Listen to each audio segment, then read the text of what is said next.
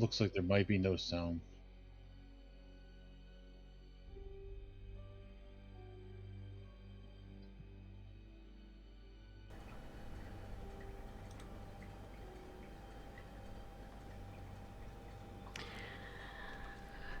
Welcome, everyone, to episode 16 of War in the Soul City. Last we left off, our coterie, the Dig Crew, had gone about their separate ways to take care of some personal errands. The Hakata members of our coterie, Malice and Mercy, had some business to take care of with the Dawn. The members, Ken and Rodney, had found themselves at Elysium, where they spoke briefly with the Harpy, and then separately with other members of their clan. And Dana went for a stroll. A stroll in old stomping grounds, where she and the rest of her coterie had last seen Urian Doyle.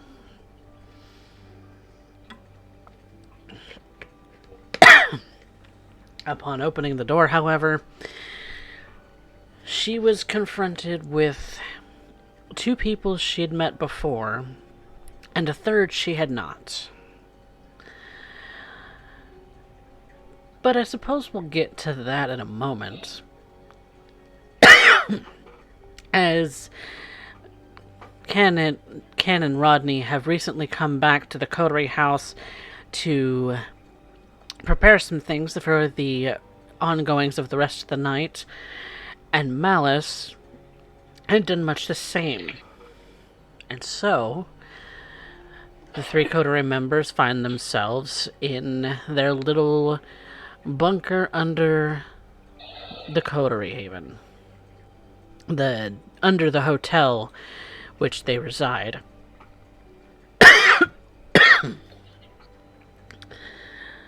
Getting ready for whatever else they have planned for tonight.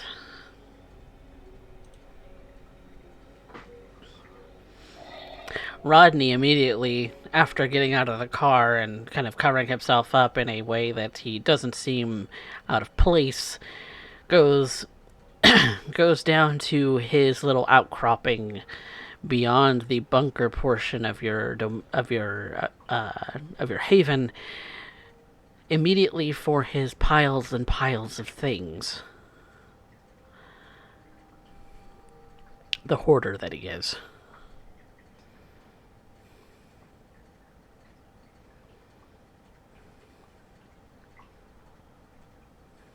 Which leaves Ken and Malice walking leisurely, if they so choose, but that is up to them.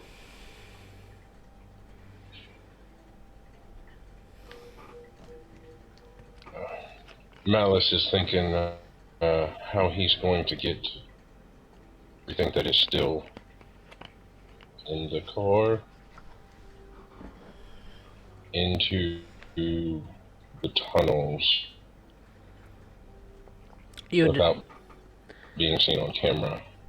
You know of a back way in because Rodney uses it all the time.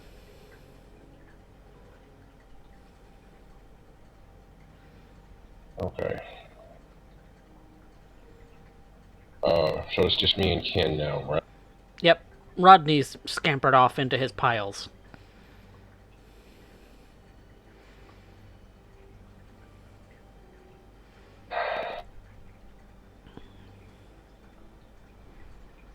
We got some major problems. And Malice is going to look at that and continue walking into Haven Bunker.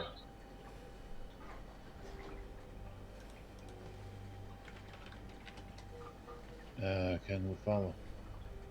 ST question. Yes. Where did you go? I don't know what you said. You broke up. I asked, where did I leave? I think you said, where did he leave Guy? You would be taking him with you, unless you told me otherwise. So, Ken will notice a short distance behind Malice. There is a new individual. In, You are breaking up real bad, Mojo. I'm not sure if it's a how.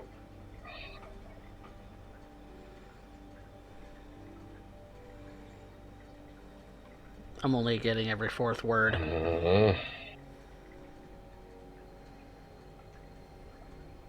Alright, give me just a second. I'm sorry, I'm gonna have to stop the camera. Okay.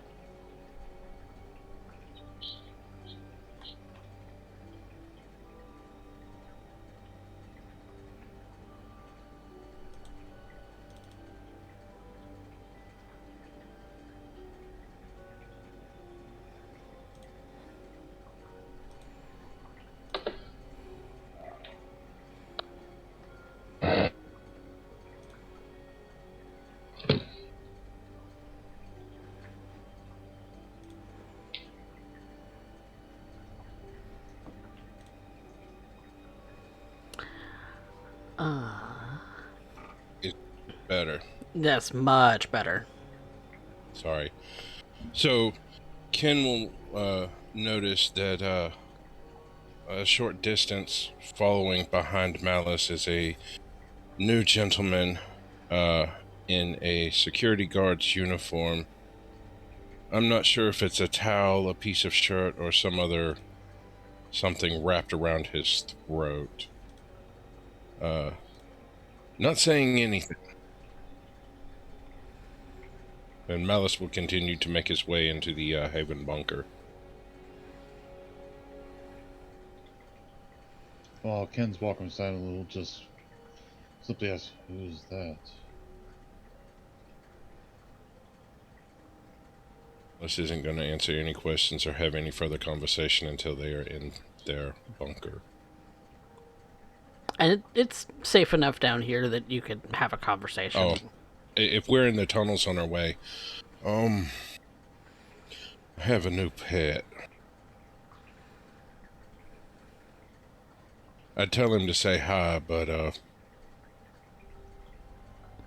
ain't ever gonna happen. I don't think he's ever gonna be able to speak again. Ken will just get a little bit of shudder. He tries, but no voice comes out.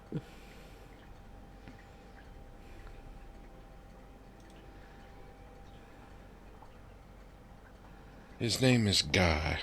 I haven't quite figured out what to do with him yet, but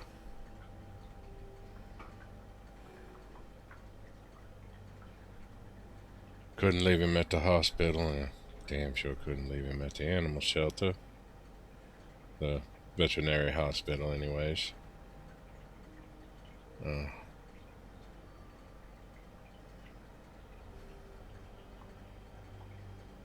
We'll figure something out to do with him. And, he knows how to read and write. Otherwise, I wouldn't know his name. He's going to be that silent. You better put a freaking bell on him. I don't want him sneaking up on me. Ain't you got better ears than that? Ain't you one of the ones that can hear a mouse fart from a mile away? I was more trying to levy humor into a situation. Well,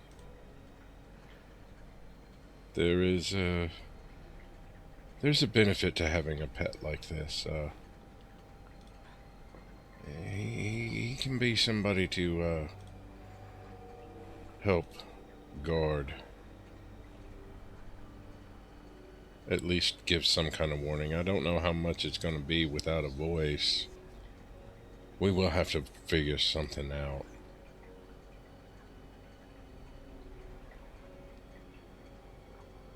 Because I'm fairly certain he doesn't know sign.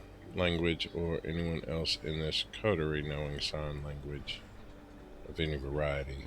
You just see him shake his head in kind of affirmation of that. There's only so much pen and paper can do, and we'll have to figure out something so that he can give us warning. And yeah. So, what's new with you, Kenny? Went to court and curried a little favor with someone to get us some backup for the next couple of days. I have a plan tonight to try to get some people in Liv's crosshairs, though I don't know how safe that's going to be for me. You But went to the court. yes, In the background, you hear the crashing of some rather metal-sounding things, and a shout from Rodney. Shit, Charles! Charles up to his antics. We might want to go on and see what, if anything, we can do to help Rodney. yes. And as we're walking, Malice continues that thought kind of verbally. So I guess you opened your mouth in court and stuck your feet in it again. Yes, a little bit. The harpy was very barbed. Took something out of context and ran with it, something unintentional. Well, she is a thorn like you, isn't she? Yes. Y'all have a habit of doing that shit. No, not just with each other, but with everybody else. And, hell, no matter how honeyed the words, there's always a barb somewhere hidden. I'm learning that.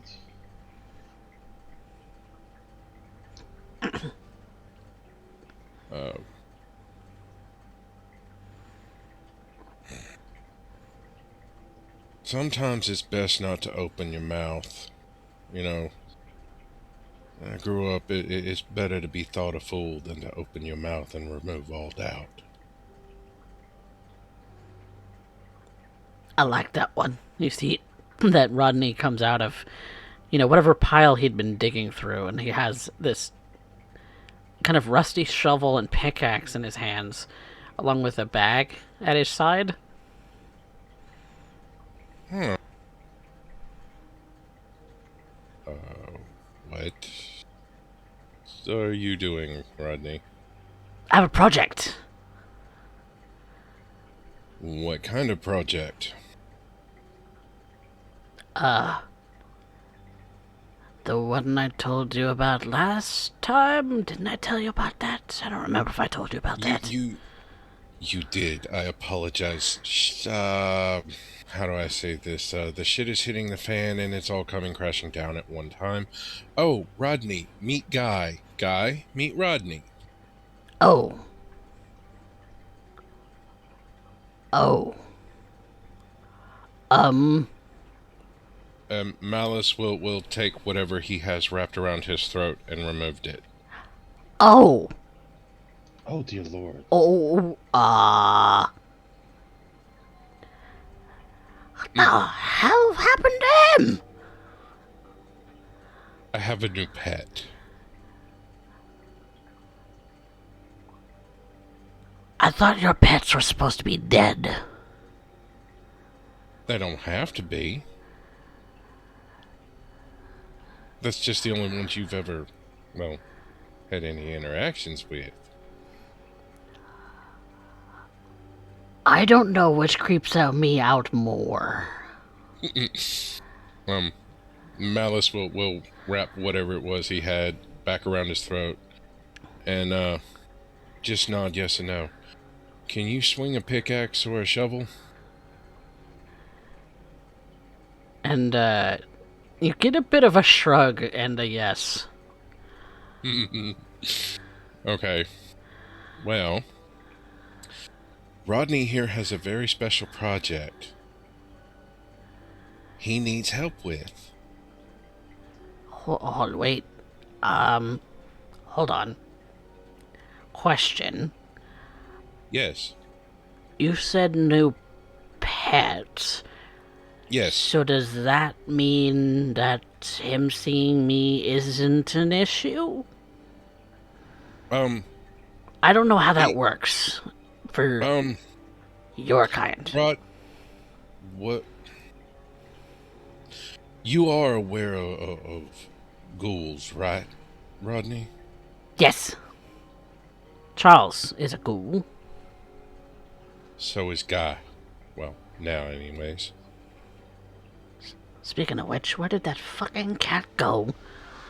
I don't know, all I heard was you cuss at him and loud metal banging shit crashing to the floor. Yes, he knocked over all my filing cabinets. Son of a bitch.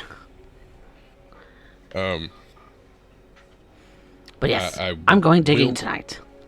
I will not offer his assistance in helping you straighten that up because that is No. No one your system, and any time I touch it, you just get mad. no one touches it. It's mine. I will But fix it when I'm ready. but Guy here can help with whatever you are digging. Yes. Digging holes. Diggy diggy Diggy hole. diggy holes. Yeah, you get it? Yes. Guy can help you with that. Try not to lose him. And Okay. try to make sure he's fed when he gets back. How He do you doesn't feed eat one like we with do. no throat? Well, I'm thinking you just shove everything in a blender and, well, there is still a bit of a throat. There's a hole down there. You can just kind of pass it through. Make sure you don't get it in the lung. And it just all goes to the stomach. I'll make sure that this is taken care of and of more suitable means of taking care of him later. But for now, that's the best we can do. He can breathe. I don't think he needs to eat for a while. Do you?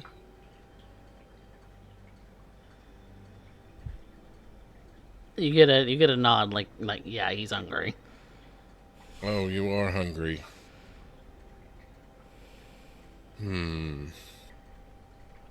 All right. Well, let's see if this is gonna work. Malice is gonna see if he's got any of the tubing for like a nasogastric tube Uh-huh. to stick up his nose and see if he can pass it through You the way it's normal supposed to go. So you have often described yourself as a mortician. Yeah. You don't necessarily bring your work home with you. No. Oh.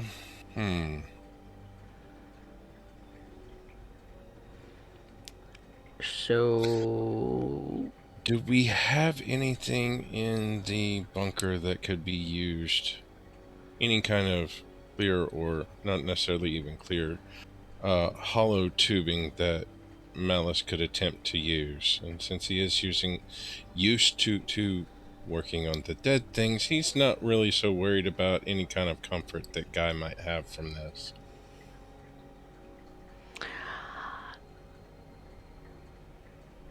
I'm gonna call, because if anywhere, it might be in Rodney's things. Yes. If you want to go digging through Rodney's things, that's going to be an investigation and dexterity. Because you're kind of trying to get away with it without disturbing Rodney's sensibilities. Okay.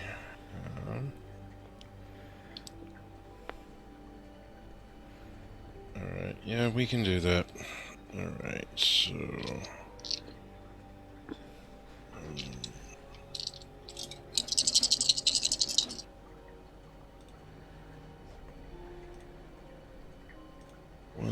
2, 3. 3 successes. Okay. 4, sorry. I thought that was a 1. It's a 7. You see something. Looks like it would be usable. And you are fairly confident that what you just did by swiping it went unnoticed. Alright, Malice is, going to pocket the tubing if he can. Go upstairs. Well, shit. He's never had to order food from the hotel before. That's true.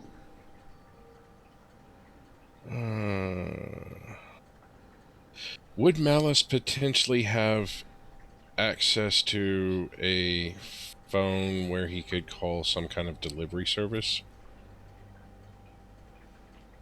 I assume that unless you tell me otherwise, each of you has a phone that can dial. Well, yes, he has a phone. He's just find a pad and a paper for pad and a pencil. Hand it to Guy. What are you hungry for?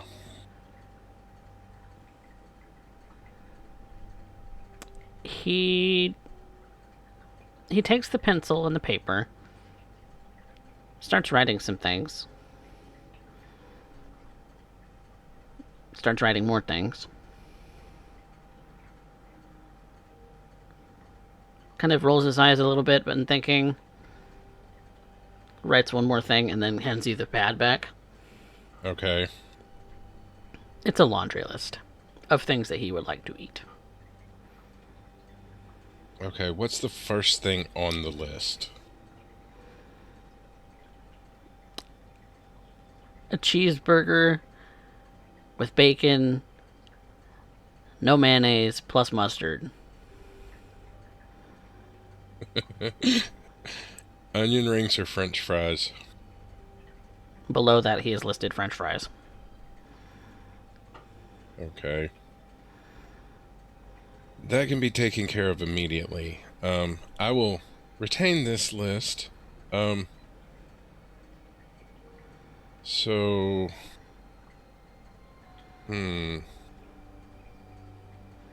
Is this like a DoorDash type situation? Uber Eats? Something like that. Okay. Malice will set it up to have it delivered to the front desk at in his name. To the front desk of the hotel. Fair enough. The order is And set. they'll give him updates, and Malice is going to look for a blender. Down here or upstairs? Wherever I have the most likely chance of finding a blender, because, he's, Maybe the this kitchen? is gonna suck. Yeah, this is gonna suck for Guy, because he's never gonna taste food again. No throat, can't speak. Well, can't swallow either. Oh, boy. The sad, sad life you've given this man now. It's still a life, and there are worse. But while Malice is going to attempt to find a blender, which kind of makes Guy kind of raise his eyebrows and kind of cringe a little bit, but otherwise it's Ken and Rodney and Guy here now. Rodney, what you're doing tonight is important, yes? Yes.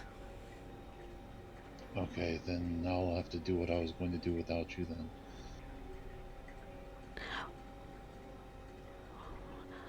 That was that that thing, right? That you were what was it you were going to do? You were going to do a thing. Yes, I was going to put on a show and try to draw out the anarchs, gather some information, maybe get some targets for Liv. Right. Right. Huh.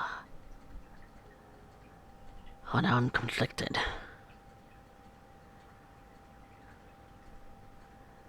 You've gone and conflicted me. I didn't mean to do that, Rodney. I just trying to figure out what I'm doing.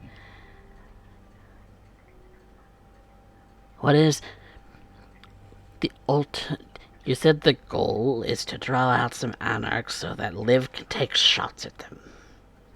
Is that the only thing? At the very least, gather information, if we can. It's the only way I can think of to break this stalemate. They're one step ahead of us.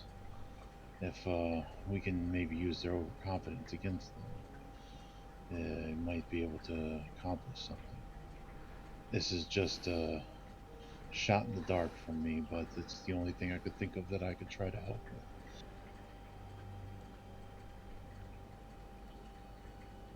You know that's like signing your own death wish, right? Oh, I'm aware my ass will be in the wind. I'm just hoping Walking in that there by yourself is not advisable. like I said, I want to have Liv with me, and I'm hoping to have a bunch of humans around that might keep them from doing something stupid. How do you intend to do that, Bart? I've been on social media for the past few days, drumming up Oh. support. Mm, it's supposed to be happening tonight, so I'm hoping people will show up.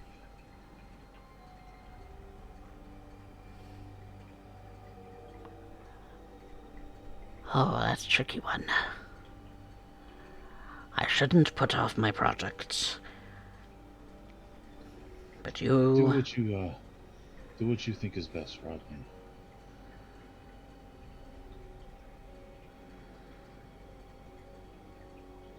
Mm,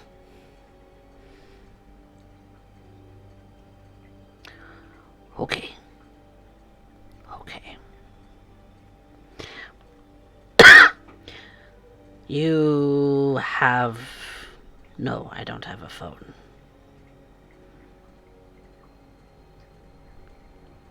I'll go with you. If it seems safe enough, I'm gonna just come back. Understandable. But I'm gonna remain not seen, because that is safer.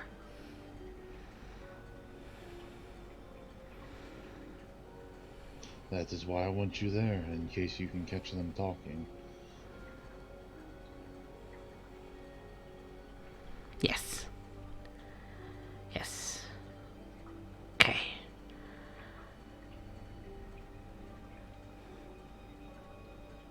He just kind of looks at the shovel and the pickaxe that he's, pulled out of the stacks of things that he has in this hellhole, because it smells.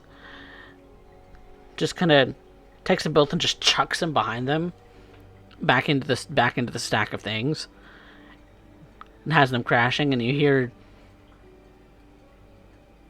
hear a cat meowing loudly and running off.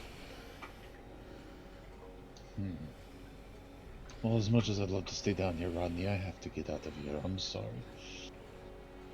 Yeah. I still find that funny. I bet you do. And I will go up and I will contact Liv. And you call Liv, and she answers her phone quietly. The thing we discussed, it's going down tonight. Dana has secured some backup, or said that she would. I have also secured another to help us for the next few days so that we can do a little bit of hunting. Great. Where do you want to meet? I've already scouted the location that and set everything up. Yeah. I'll give her the info of where. Okay.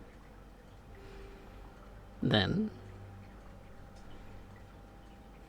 Malice, you come back down to this place and you find that that guy is still there, kind of just watching everything. He's not really sure what to make of everything, from what you can tell. He kind of taking a seat, on a kind of a slightly dilapidated chair in the kind of sitting room that you all have placed. It's it kind of creaks under his weight a little bit as he moves.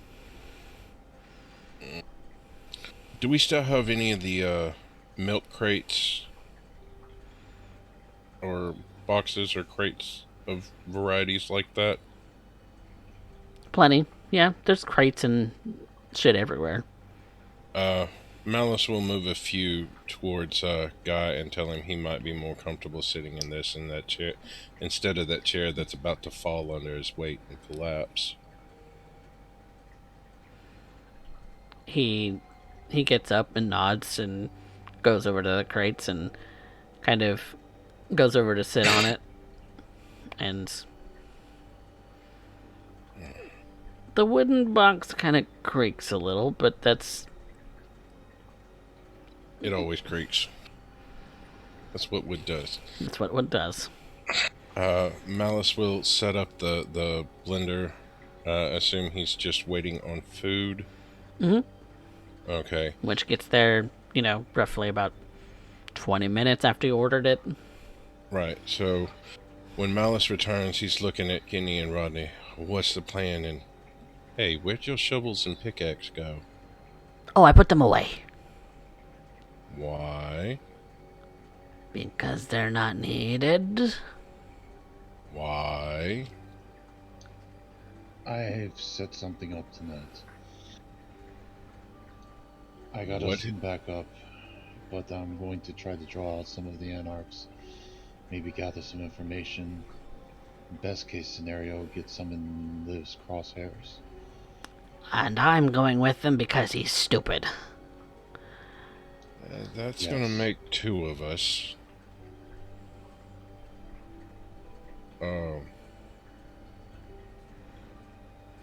Give me enough time to feed poor Guy in the corner, and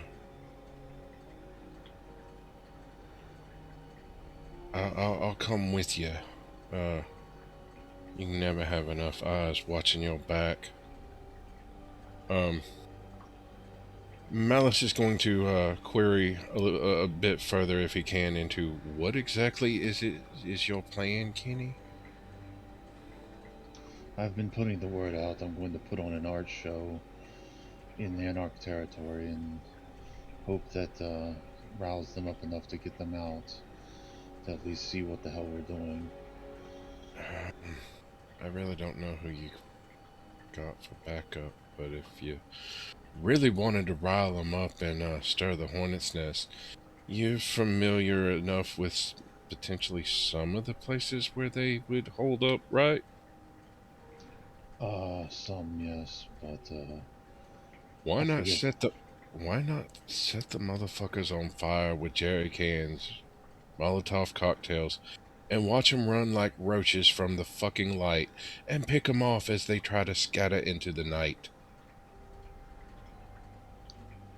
We can try that next. This is the only thing I could think of. There's so many more options available to you now. You just have to take a little time and think. Consider all the options and the angles. But, you've got Rodney on board. I'm assuming you've got Liv for backup to pick anybody off trying to come at you, right? Yes, that's why I went to get us some backups so that we don't let our patrols fall through. Okay. You know what? Y'all seem to have this. As much as I want to go, speaking of shoring up securities, you know those pets you were talking about before, Rodney? Yes.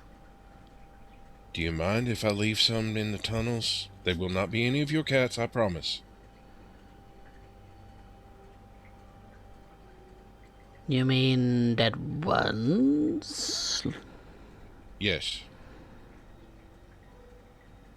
So long as you clean them up afterwards, I guess. It's not like they're gonna stink the place up any worse than it already is. I mean, poor Kenny boy Liv and Dana can barely tolerate the aromas down here. They typically And stay yes, at I the will door, clean yes. them up. And yes, Yes. I promise I will clean them up. Yes. Yes, I don't. I don't want to find dead bodies in my tunnels. I will take care of them after they have. Yes, get rid of Well, them when they've expired. yes. So you're making more pets now. What's wrong with pets? Wouldn't you if you could? I'm just Except I thinking don't make PETA pets would out of have a. humans. I'm just thinking PETA would have a fucking field day with you, Malice. Who? PETA. Who? Who? I don't. I am very confused. I'm Are going. you talking about the kind organization of people for the ethical treatment of animals? Yes, it was another try of levity. You're talking about having corpses walking around in the tunnels. It creeps me the fuck out. Would you rather I made them in your bedroom and left them there? No. No. I wasn't talking to you, Rodney. I figured I would put my opinion out anyway. You've already given me that opinion, and that was just on an offer to help you, give you some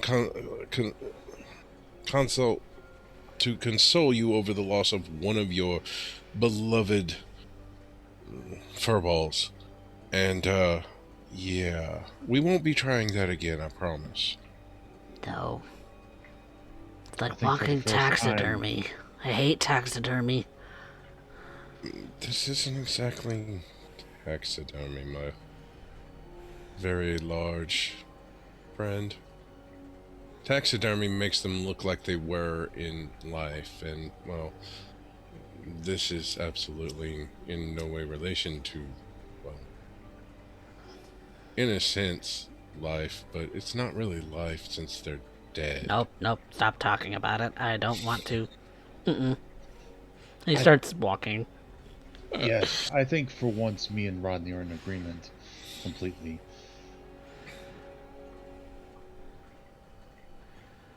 Y'all need any help? Give me a call. I'll see what I can do. Unfortunately, if we get to be that bad, I think you might be a little late to the party, but get this set up. If everything goes to plan, everything should be alright. Kenny, you should know by now nothing ever goes according to plan. I'm trying to be hopeful Hope and for not the think about best, what I'm plan for doing. the worst. That's why I asked Liv along. So, hope and a prayer. I get you. Sometimes that's all you got.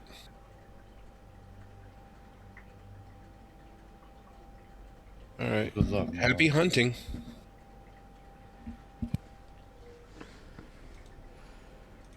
And the Toreador and the Nosferatu leave together to figure out what they're going to do in the city streets of the Flowood neighborhood. And where is Malice off to?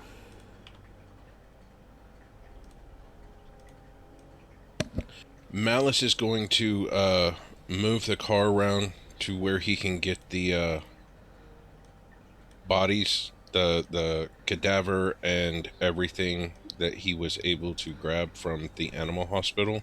Mm-hmm. into the tunnels where he can begin preparations for awaken the homuncular servant. All right, so you're starting your ritual. Yes. Your homuncular servant ritual. Does that have a casting time? How long does it take for that to go through? I'm looking that up right now. Okay. I don't Because that will remember. kind of determine whether or not that takes up the rest of your night or not.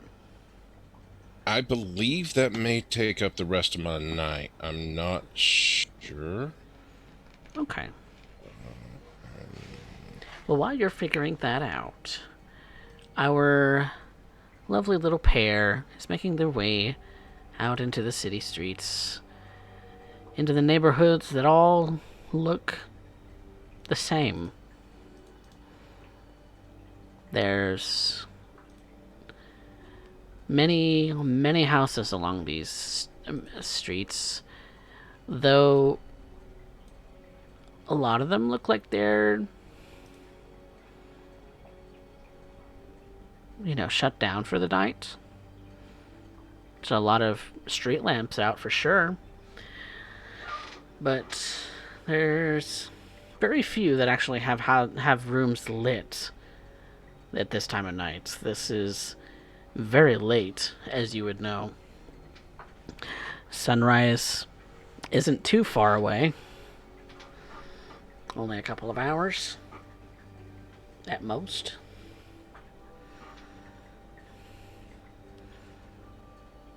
Rodney's kind of keeping towards the shadows to stay out of sight.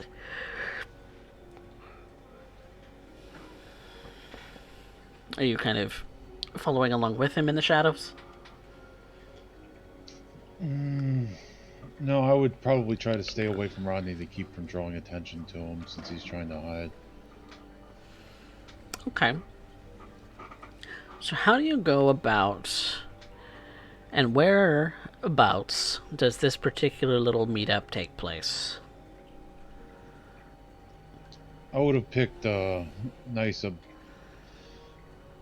say, abandoned building or secured permission for, like, to cover up gang graffiti for a store for a mural of some type.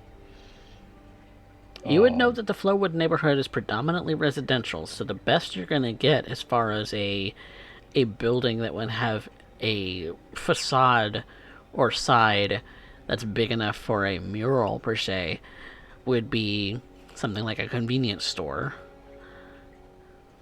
Yeah, something like that, or maybe even an overpass. Yeah, there's plenty of overpasses and underpasses along the highway. Um, well, I say plenty, but there's only really a couple that you know of. There's one towards deep inside towards the reservoir, and there's one kind of towards the entrance. Which did you choose? I probably would have chose the deeper one. This is Give about where them. alligators are present. You would have heard Rodney warn you. I don't plan on going anywhere where I'll meet them.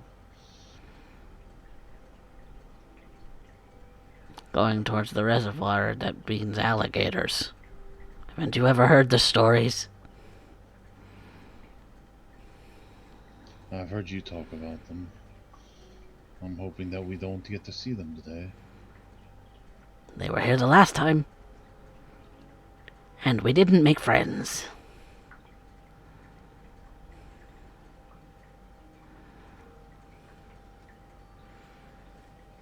And Liv is kind of, she's not far from you, Ken. She's actually sticking pretty close to you at the moment. She's got she doesn't have her rifle with her. She's kind of got some what you think might be pistols kind of hidden away under her jacket.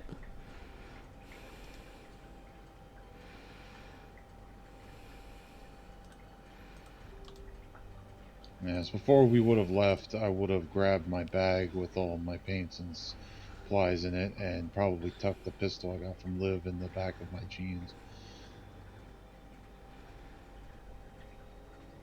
This is so fucking stupid.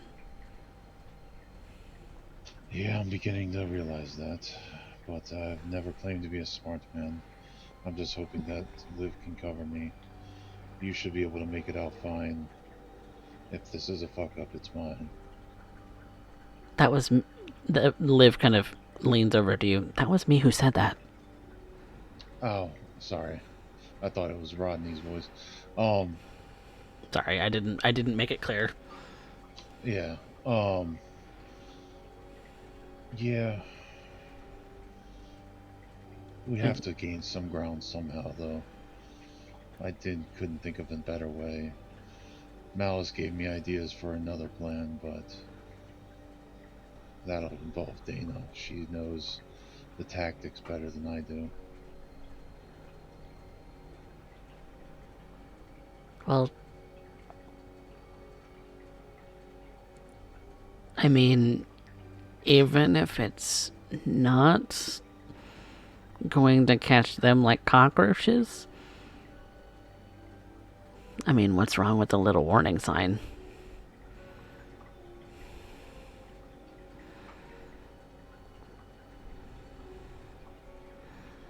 You mean a signal between us? Is that what you're saying? No, I mean, actually, take up I don't that. understand what you said.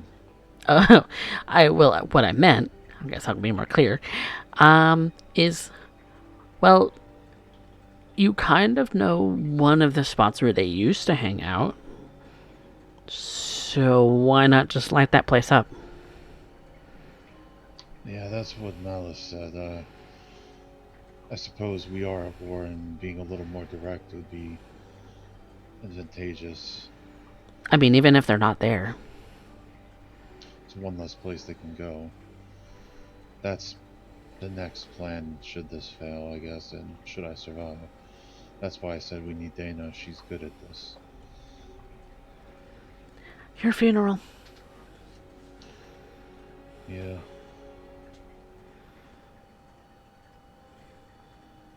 Like I said, if it's a fuck up, it's mine. Make sure you guys stay safe. Your Try to fuck get ups out are if I our can. fuck ups too, you idiot.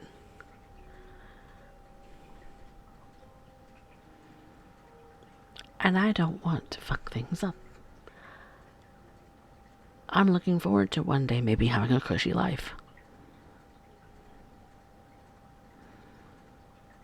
So don't fuck it up for me. I will do my best.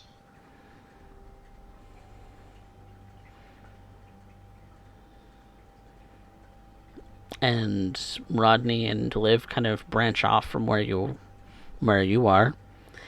And your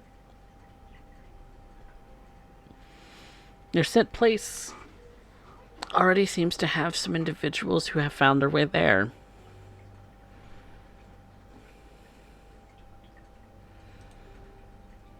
No one that you recognize.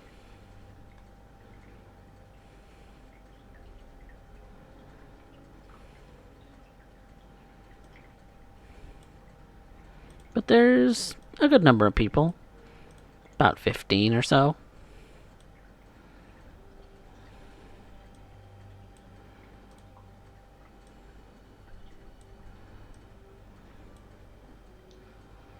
What do you do? Heightened senses and sense the unseen, they're both free powers, correct? Yes, they are. I'll keep them turned on as I'm walking around and walking up. You see some pretty average people. You don't really... Walking up, you're just kind of, lazily kind of walking around. However, there is one, or actually two, people that you do recognize as you start to get closer. One of which is your best friend, Eddie Holmes.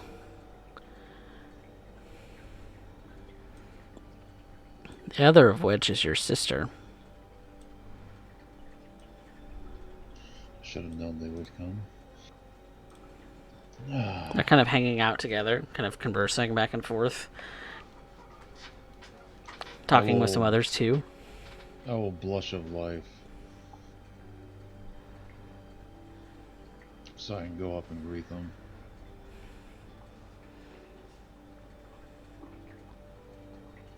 And so you walk up towards them. Yes, I do. All right. And one of the other people that they are talking to is another young man who's wearing a t-shirt. His hair's kind of cropped short and combed backward, and is just kind of, they're all kind of conversing together, and you start to approach them, and Eddie's the first one to see you. Well, if it ain't this fool Kenny. Eddie. It's been too long. Where you been at? Oh, I've got a new gig, bar backing at a place to make ends meet. But, I kind of felt the calling. I needed to, get back to my roots a little bit. It's been too long since I've done one of these. Well, what you got in store for us, big man? Well, I have the canvas. I just need the subject. I brought the tools. You know how I am. What are you thinking? What am I thinking? You're the artist, fool.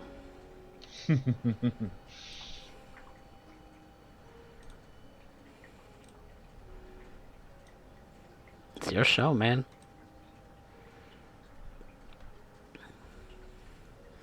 So, Ken, a small number of people have gathered to this little arrangement, but I would also like you to make me a charisma technology. Because while this might be the small gathering for now, let's see if your popularity's grown on social media at all to give you a little bit more than that.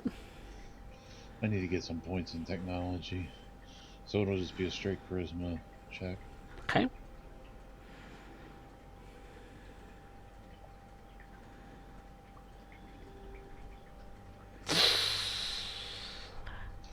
Ooh. Mm. You know what? I will spend the willpower to reroll that. Okay. Because we need bodies.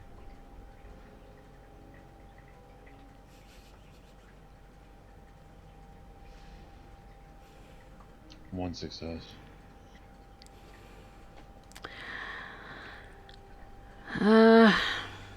You start into painting, and you're not sure why, but it doesn't feel like it's going to have the kind of draw that you had hoped. It's you feel like potentially you've lost a little bit of your edge. And while you still have, some people still here, a couple of others have already walked off and started to, kind of make their way away from it. How do you intend to take it up a notch?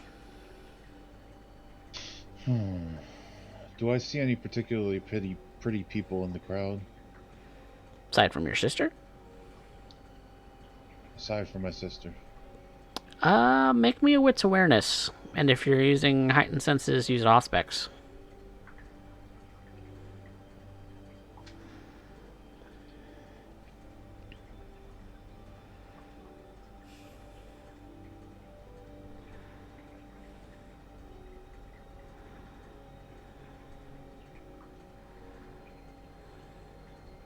Jeez, I got Derek dice tonight. Damn. No one that stands out particularly much. No, everyone seems kind of average. Which is a shame, because you were kind of hoping for something a little bit more, I don't know, palatable when it comes to this place. I'll get my sister up there and I'll incorporate her into the mural and have her, like, just kind of jokingly have her pose and just start having fun with it. And if people want to stick around, they can, but I'm going to make this something for the three of us to have good old times. Okay, so you're turning this into more of a performance then. Yeah. Okay. Then I would like you to make me a charisma performance. I'm assuming my live art specialty would apply. It would, yes.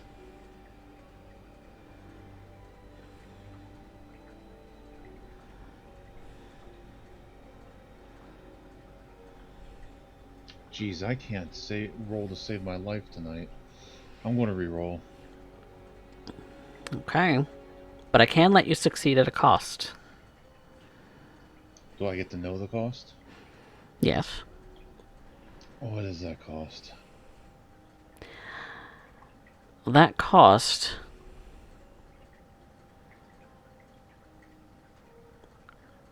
is something or someone will be delayed.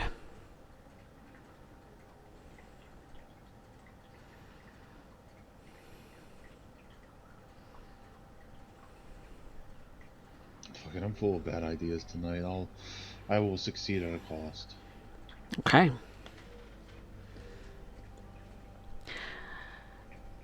What little crowd is left is eating it up. People are now starting to pull out their phones.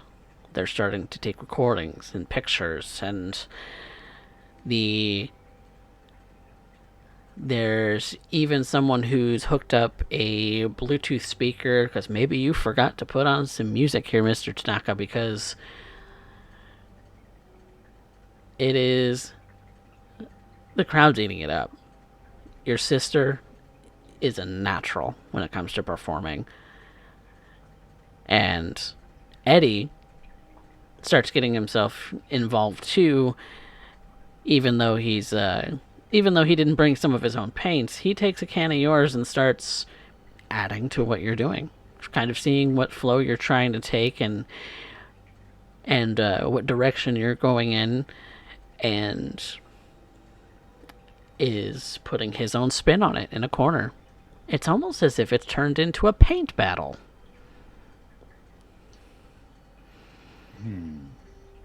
I'm going to just smile at him and say, it's just like old times, isn't it? Yeah, it is. I'll start... Oh, sorry. Just like at the orphanage, my dude. I missed this. And I'll start painting him as well. And just basically I'll do the three of us with some background stuff and just kind of making an homage to our childhood. You even start spraying in a sort of graffiti style your names across the top.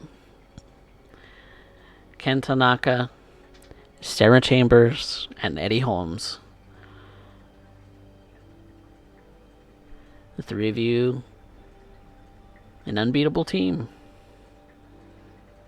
So long as you're together, nothing could go wrong, could it? I don't like the way you said that. Nothing could go wrong.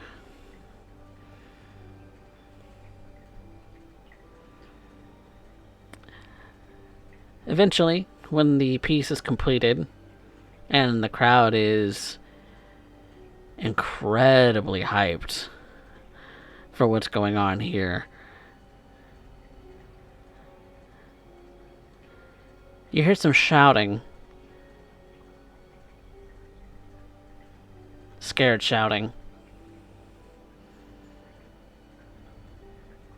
As you see a couple of masked figures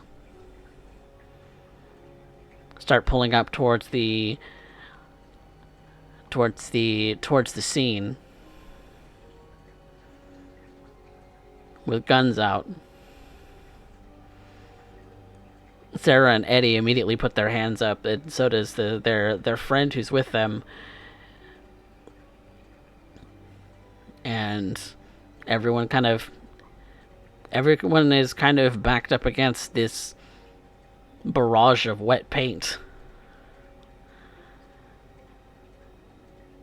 Everyone's backs kind of pressed to it.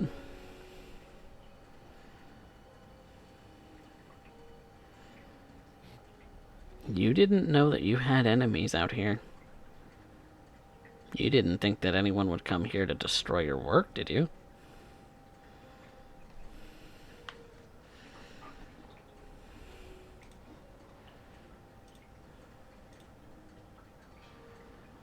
What do you do?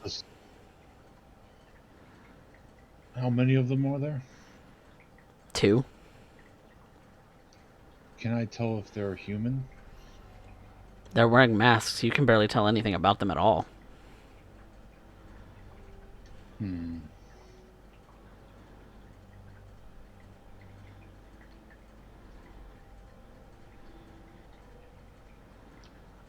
I will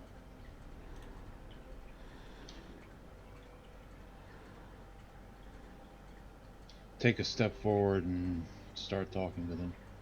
Hey, get back, says one of them. I'll just stand there with my hands to my side, just calmly, and just... Now, is there a reason that you felt need to disrupt a nice social gathering?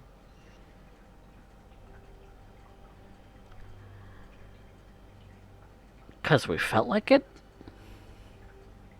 Back off.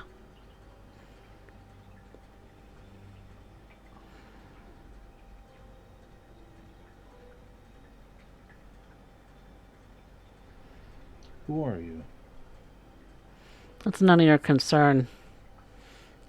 And you see that a third comes out of a vehicle and starts going towards the convenience store. You think, is it a convenience store? I think it is.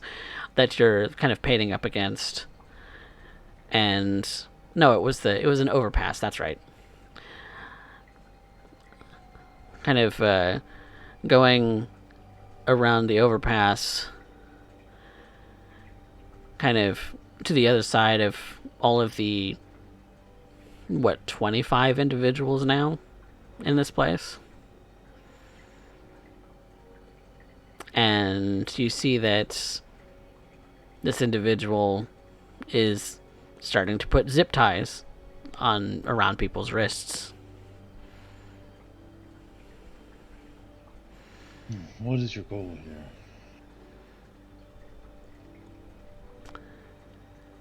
Well, there was a big old social media post about somebody wanting to do some art out here, and, we took exception to that. Why would you do something like that? It's just a mural. Because you're painting on our turf, asshole.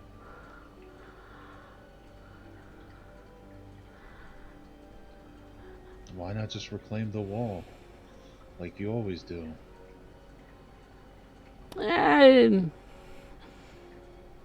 Two birds, one stone.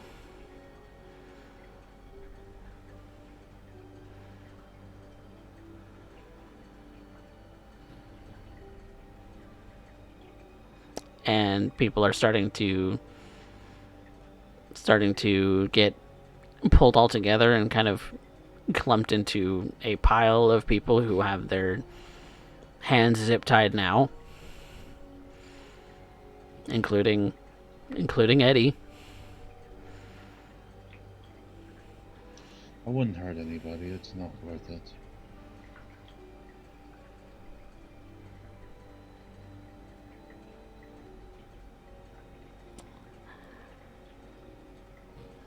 now, but what if I want to? What if I really, really want to?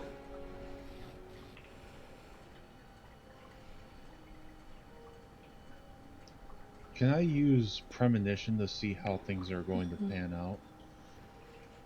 You may certainly ask me a question, and then I'll have you roll premonition about it.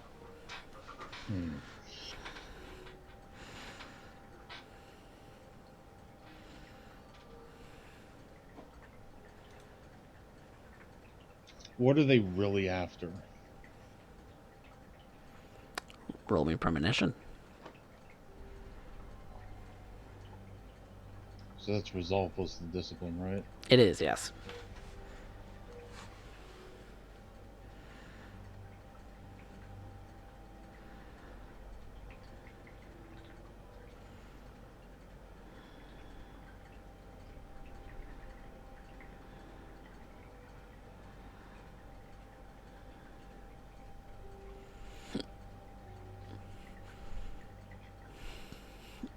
Are you simply going to leave it there? You know what? I need this information. I don't like spending this much willpower, but So you're getting dangerously low, aren't you, my friend? I've only spent 2. And it kind of looks like they're threatening your sister and your best friend and everyone else in this particular place. You're starting to get a little antsy.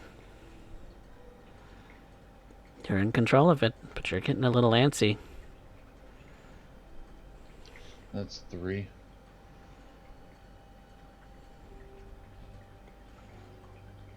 Recalling the images that you were painting over, you didn't particularly notice it first because it was hidden.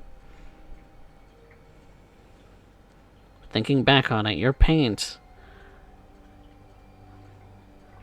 that now covers a symbol that you've seen before. And a flash in your mind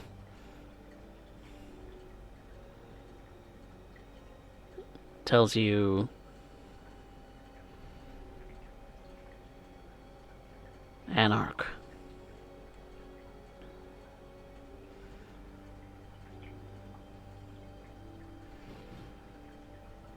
Whether these people are part of the Anarchs, you don't know. But there's certainly something else going on here that's kind of leading some other people to claim turf, and you know for a fact that there's a such thing as gang wars.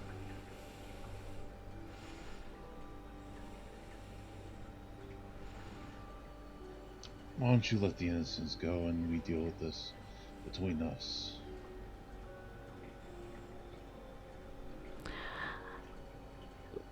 Innocence?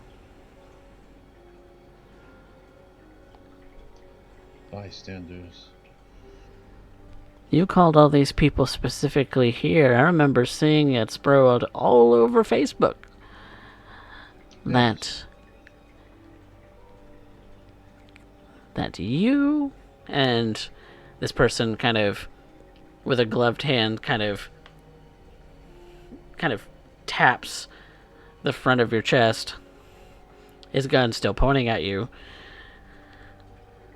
that you wanted this to be public. So here we are, in public.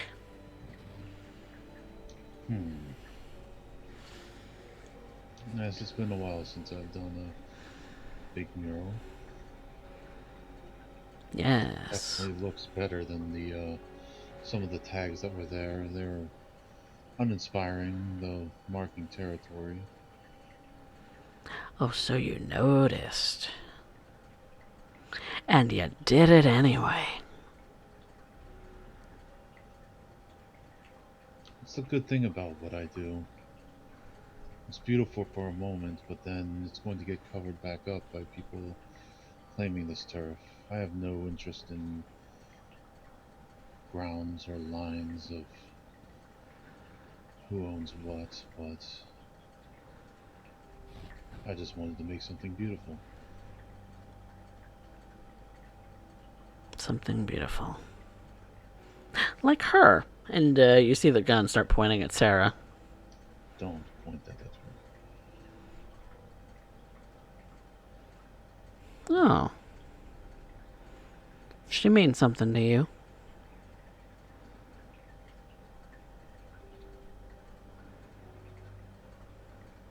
I'm trying to be civil here. Well, I'm not. And Yeah. a gunshot goes off. Does it hit anyone? Roll me wits awareness.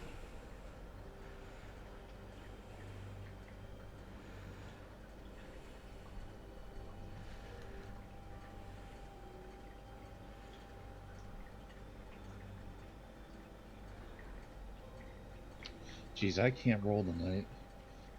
No, you're distracted. You immediately whip around and you immediately face Sarah, but it looks like that she's not the one that's hit. You start looking around to see where it is that the bullet might have landed, but you don't see anyone else who looks hurt. And you turn back around to this person, and it's almost as if you can see a grin under that mask. Thought so. And that's where we're going to take a quick break. Be right back, everyone, and we'll resolve this little issue very, very soon.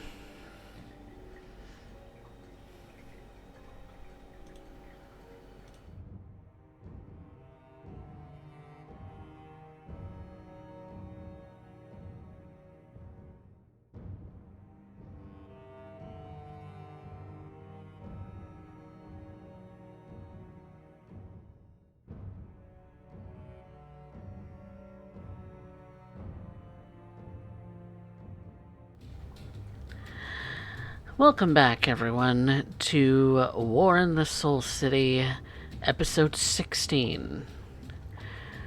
Our coterie has still been a little split.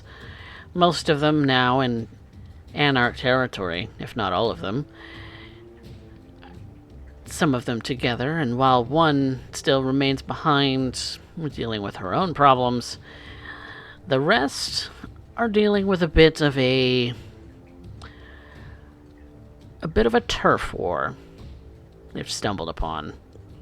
What looks like a couple of gang members masked with guns have surrounded this group of about 25 people along with Ken here, and have decidedly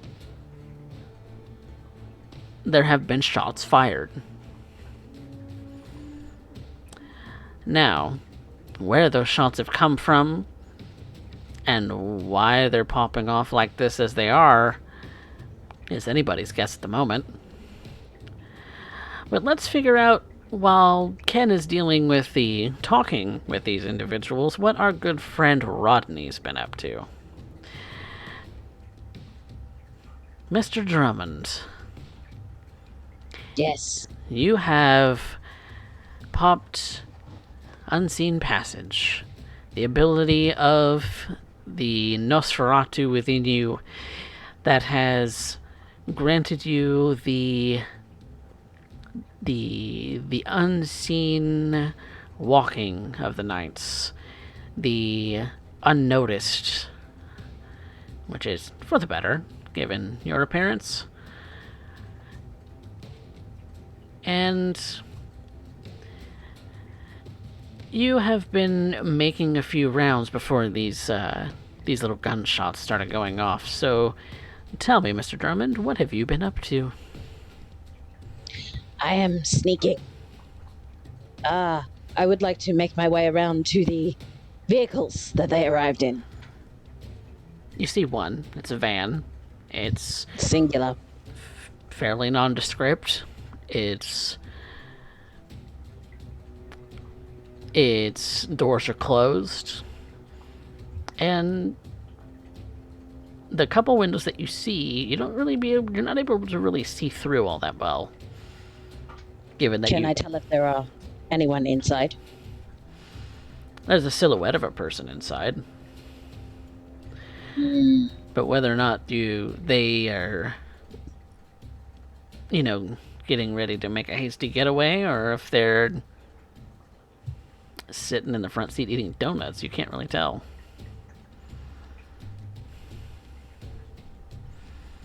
While Mr. Tanaka is keeping everybody busy, keeping their eyes there. Their eyes are all there, aren't they? There is one individual who's kind of on this end of the group of people, while the other two that Ken are talking to are nearer to him on the opposite side of the overpass. So all of the people have been grouped up into the center of the overpass. The vehicle has almost looked as if it's gone past you all, and there's one person outside of that vehicle, kind of between the people and the vehicle, and then the other two are on the other side of the group with Ken, just to paint you a picture of what the scene looks like. So there are how many people? Around 25. Not including... as in the assailants? 3 that you can see. 3. Plus the one in the driver's seat. Plus that one in the driver's seat, yes. I'm assuming the passenger side is facing away from all the others, yes? The passenger side door is facing the individuals. Okay. And the driver's side door is facing away then? Yeah, it's facing out into the street. Kind of at an angle, but yes. So if I move around to the driver's side door, nobody should be able to see me. Theoretically. Except for the driver. Theoretically. There is still traffic under this underpass on occasion, but it's fairly early in the morning, and it's only early birds that are out and about trying to make their way towards work and everything this particular night. How close to the edge of the overpass are we? Probably another... particularly the vehicle. The vehicle, probably another good 20 feet. It's a bit too far to throw someone. Yeah, a bit.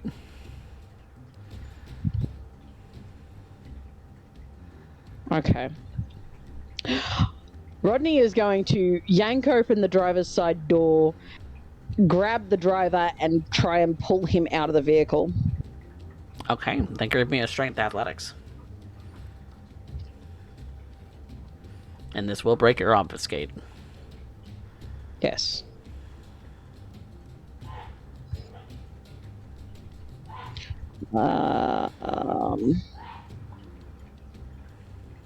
Oh, that was a good roll. It's fairly good for you because you're not a strong Nosferatu.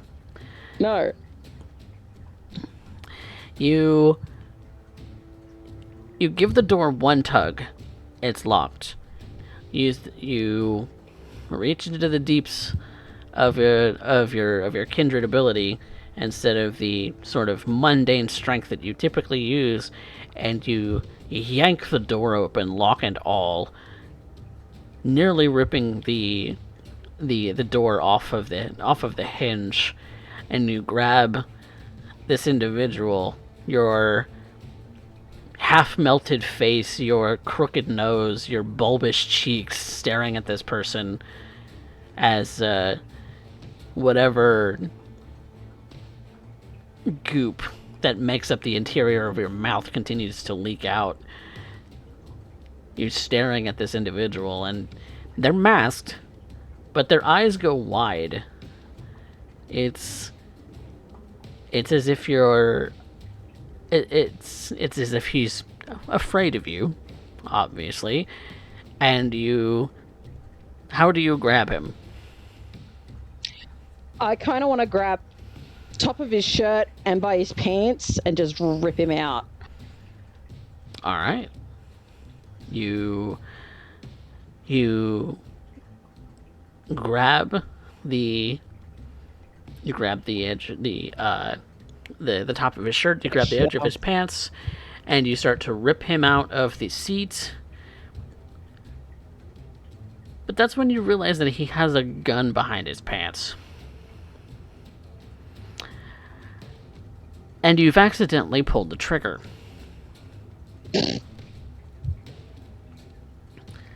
Oops.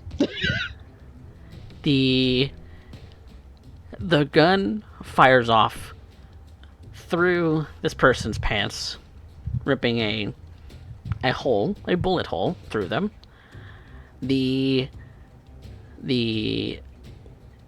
And looks as if it has gone through the seat as you're pulling this person off. And what do? You've ripped him out of his seat. I kind of just want to yeet him. Gun and all. Everything, I'm just going to throw him in whatever direction and jump in the driver's seat. So you're throwing him out into the street. Yep. I'm hijacking the vehicle. Okay. Then I would like you to, if you're looking to kind of slinkily get in, I mean, you're not slinkily because people have noticed by now that a gunshot has gone off. Yeah. You are fairly certain that someone's gonna see you. You quickly hop into the driver's seat and kind of hunch down as far as you can manage yourself. He's going to rip his mask up as well so that his face is somewhat invisible. So your face is covered too? Okay. Yep. You pull up this piece of cloth to your face. You kind of tuck it where it's supposed to go in order to get it to stay. And your mouth is now covered with your makeshift mask. And what do you intend to do? I am going to turn the vehicle and drive straight towards Ken. Okay. Ken, you have heard this gunshot. You thought it was the gun that the person that you were standing in front of shot towards Sarah. You look back, she's uninjured, except that she's cowering in place against Eddie and some of these others who have all kind of gathered there. You look back and you realize that this person doesn't... They look like they have a grin on their face, as if they've learned something. But upon recognizing it, that gunshot did not come from that particular gun. No, it came from elsewhere. Otherwise, you would have been overwhelmed with the gunfire shot in your ears from heightened senses. It was further away. And you look over and you see that the van that was parked near the group of people has now started to move. A person had been chucked out of the van.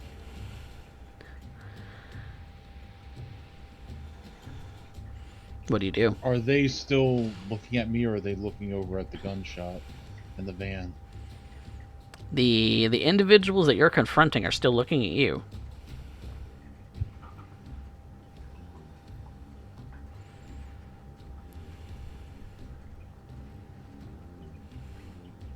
So what do you do?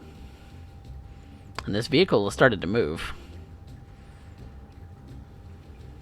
I wouldn't know that it's Rodney. You wouldn't know that it's Rodney.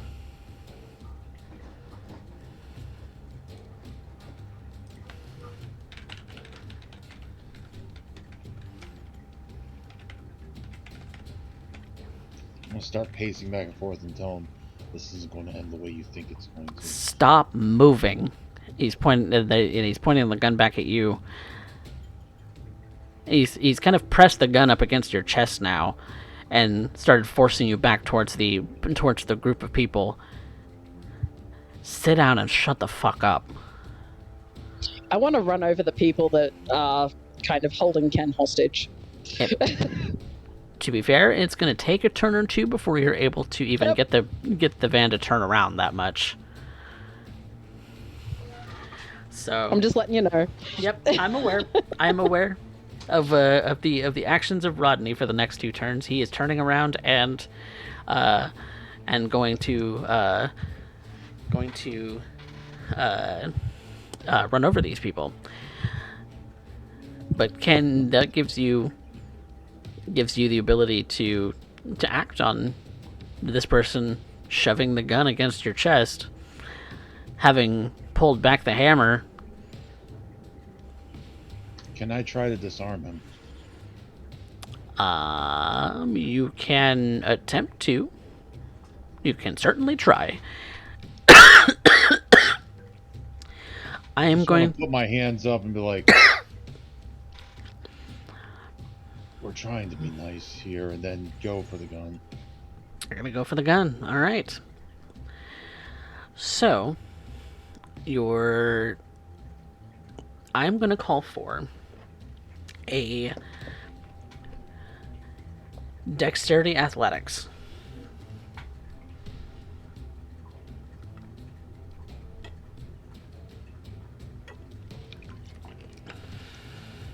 I think I'm going to rouse the blood for this.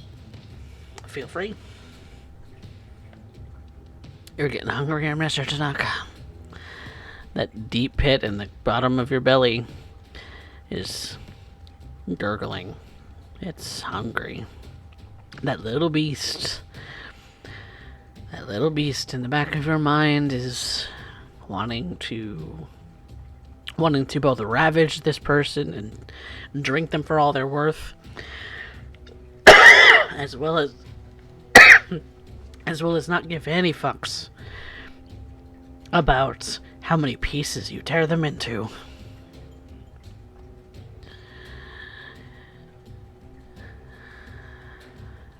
That's 4 successes. 4 successes. Surprisingly, this was easy enough. You're able to swipe the gun away from this person, and what do you do with it? I'd like to pistol whip him. Pistol whip him? Okay. So that is going to be a contested roll. That is going to be your... I'm going to call... Since it's a pistol whip, it's going to be more of a strength and athletics. Or brawl, rather. No, melee. Strength and melee. Because you do have a weapon. He's been threatening my touchstones. He has. And I need to make some kind of a check to just not want to kill him outright. I haven't called for a frenzy check just yet. Okay. So... You know what? I would just take it away, and everybody's kind of looking down the crowd, right?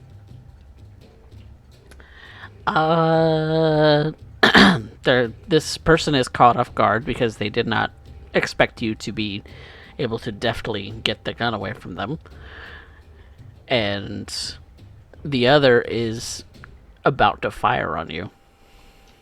I'm going to quickly put 2 in this guy's chest and then turn to the other guy. Okay. You have rapid reflexes? No, I have cat sprays. Okay, so you can You have been able to disarm him this turn. That was your action. So it comes to the next round where Rodney's turned around and gotten the vehicle to a position where he can drive forward towards these people now. And you may make an attack if you like. It would be a strength melee to pistol weapon, or it would be something else if you have another idea. Yeah, I think, honestly, I think Ken would kind of fall back into his roots and just want to take these guys out. So you're actually going to fire on them? Yeah, I'm actually going to fire on him. Okay. On which person?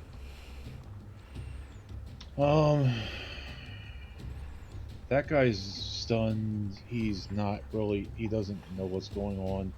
The other guy's about to shoot at me, so I probably go after the one with the gun. The one who's got their gun aimed? Okay. So, I am going to call for a composure and firearms.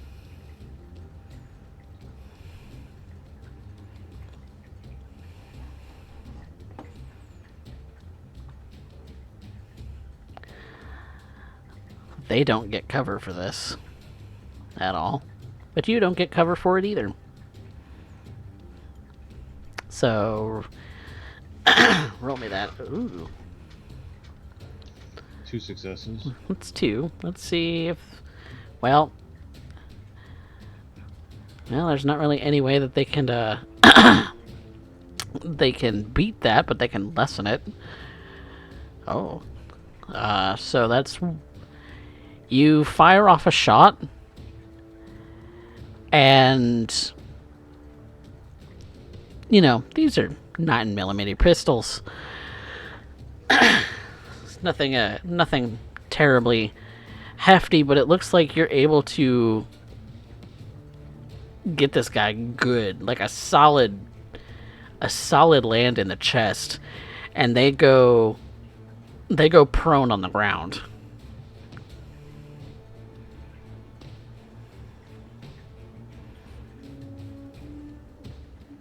The person that you had disarmed before is now going to try and grapple you,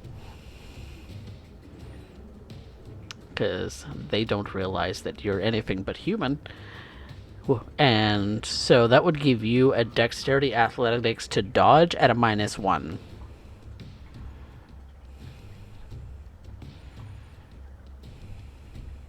So I just hit -1. Yeah, for modifier, -1. Okay.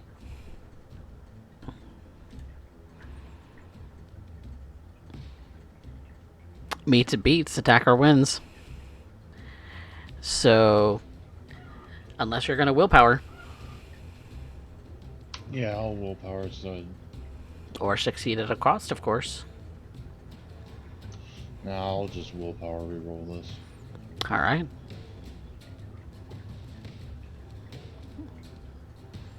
Ooh, I still get grappled.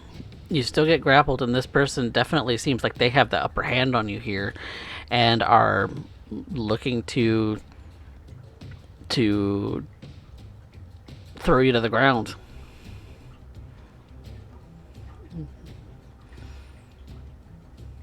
Rodney, are you still driving towards these people? One of them's already on the ground. The other's fighting with Ken in his arms. Yep. I'm still driving towards them. Towards... They will play chicken with me. They will play chicken with me, or they will not. It is up to them. Their move. If he hits Ken, he's pretty sure Ken will survive.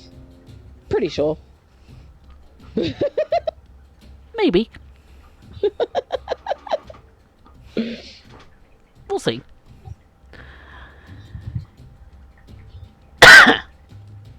You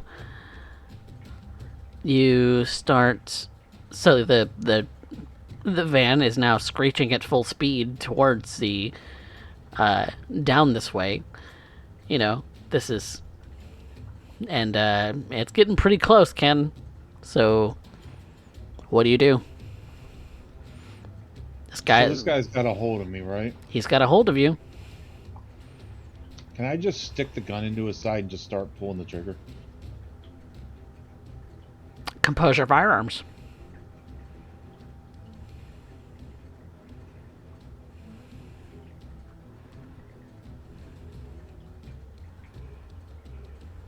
You know what? I will rouse the blood for this because I don't want to get hit by a truck.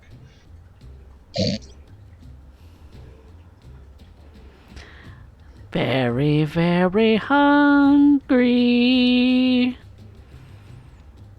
I could just rip him to pieces right now. Let's get him. Let's eat him. Fuck everything else.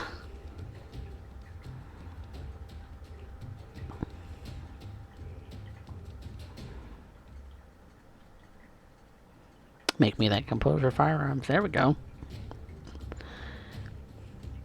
And without any trouble, you're able to wrangle your arm in a position that wouldn't necessarily be natural, to a point where you have this gun kind of aimed at this guy's hips, kidney, who cares? And you start pressing the trigger button, and a couple of bullets fly out, and a screech of pain rings out in this overpass, and more screams from the people around you, from the screeching of the tires of the truck coming towards you, and you hear the footfalls of someone running this way.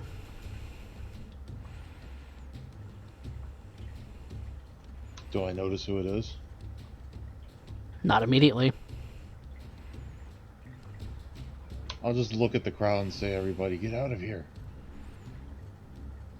Half of them are tied together with zip ties. Can I pull out like a pocket knife and start cutting their hands? You can, but that's getting over there and starting to do that's going to, of course, take your turn. But you've already acted this turn. Oh, okay. And Rodney, you start squealing the tires and dashing the truck straight for where Ken was, because he's moved now. Yep. And what do you do? Right before I hit that point, I want to throw on the brakes. Okay. I am going to call for a drive roll. I have no dots in drive. This'll be fun. This is whether or not you're in time before you hit somebody. So I'm going to call this a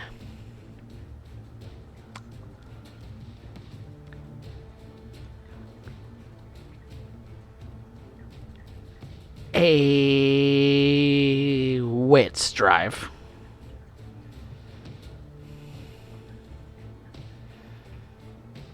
Please be kind to me. Oh, that's actually not a bad roll. Sweet. It's not too bad. It's the best I could possibly hope for. It's true. It's true. Just as you've gotten nearly to the best speed that you could get, going only 50 or so feet, you slam on the brakes. And you do stop short. Barely. I want to hang my head out the window and go, get in!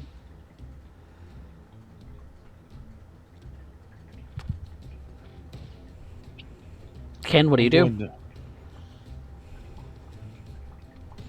I'm going to cut Sarah and Eddie free first.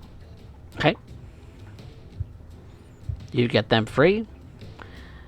Rodney's calling out to you to get in.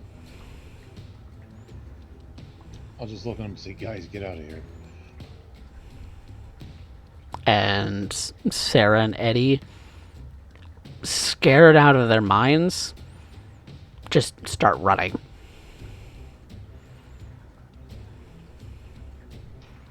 I'll go over and get into the truck. Okay. You get into the truck. Rodney, what do you do? Do I see any sign of Liv? Nope. Or make a wits awareness. Wits awareness? Yep.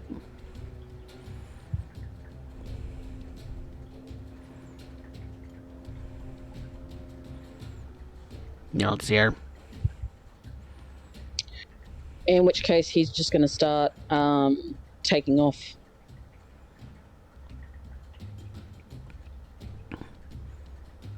The two of you take off, leaving the rest of these people here.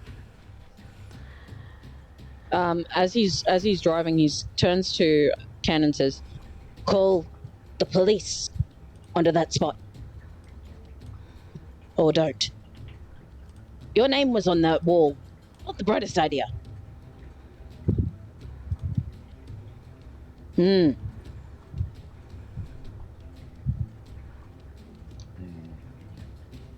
Tell them there was a gang shootout there. Yes. Yes. Good cover. And as the two of you are driving away, Can I call Liv first? you can. I'll try to get a hold of Liv to see where she is. Need to pick her up. I don't want to leave her in enemy territory.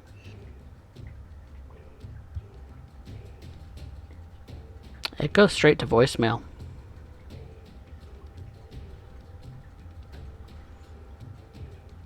It doesn't ring out to a number.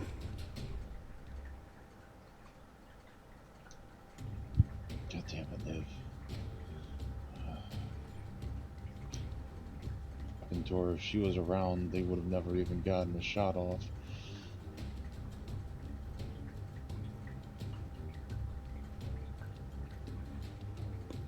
What do you do?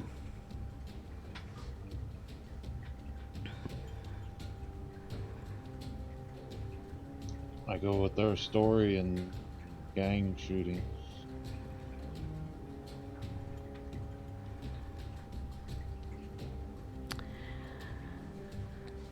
As our Toreador and Nosferatu friend make their way out of the Anarch territory, zooming off in a van that they hijacked, we're gonna cut to another place here in the Anarch territory. A little home that we saw Dana at, where she was met with the familiar faces of Urian Doyle and Gregory Balance, and a woman she's never met.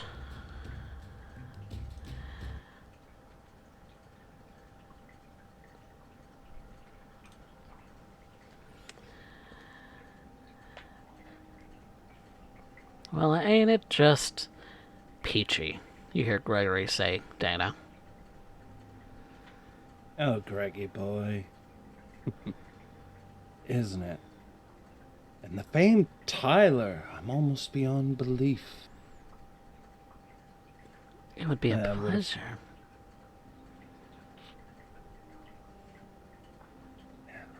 It would be a pleasure if it wasn't given your status.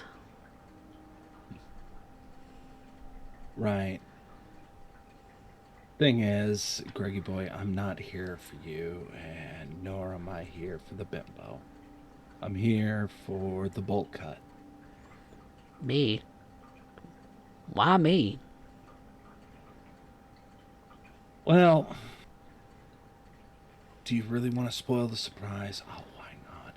I thought I'd spend most of the night making you regrow your fingernails back over and over until you decide to end up giving up Freya. That's fucked up. Not much more than what you've already done.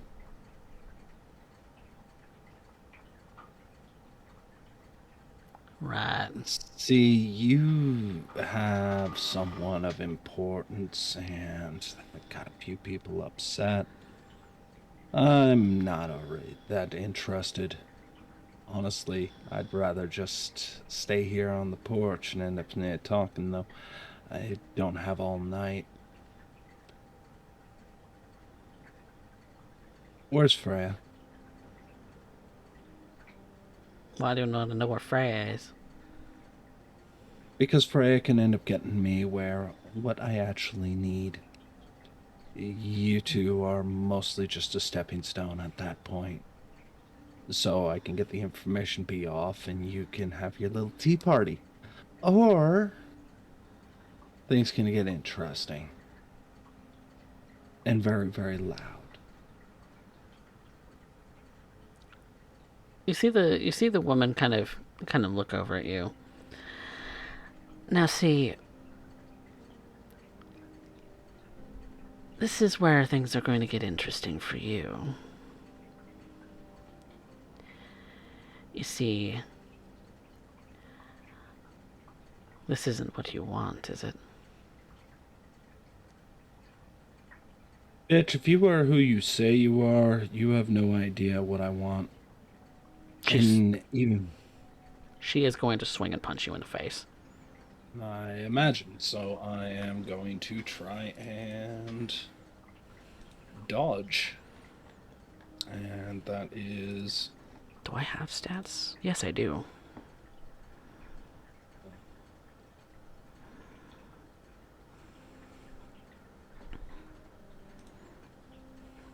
You can attempt to dodge.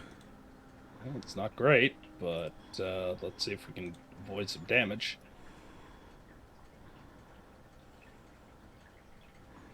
Ooh, that's a triple. I'll take it. That is outside of a crit, my best roll.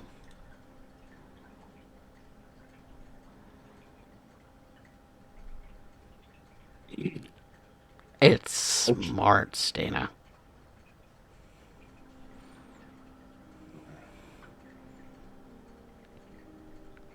You really don't want to make me angry. Yeah, that's what I thought it would be. Strangely enough, my head's still attached, so maybe I'm right in having my doubts. I was told that Tyler could end up making even the most stalwart of princes quake. Hmm. And that is a waste of blood. Now, like I said, I'm not really here for you. And... Then you're being awfully rude. Given our position right now, I don't think that formalities really count for much. If anything, you're acting more like you're part of the court than I am.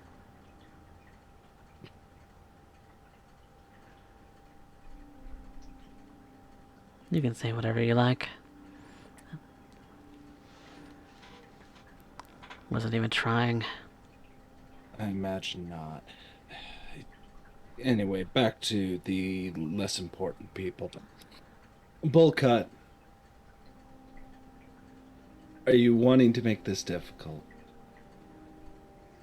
Is all I need is a location.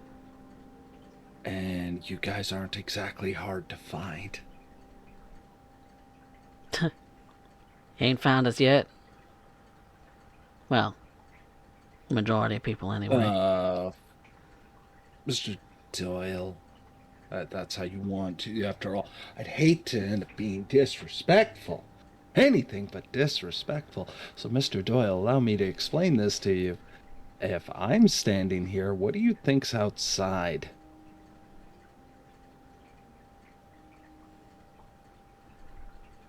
I'm here because it means that shooting doesn't start immediately.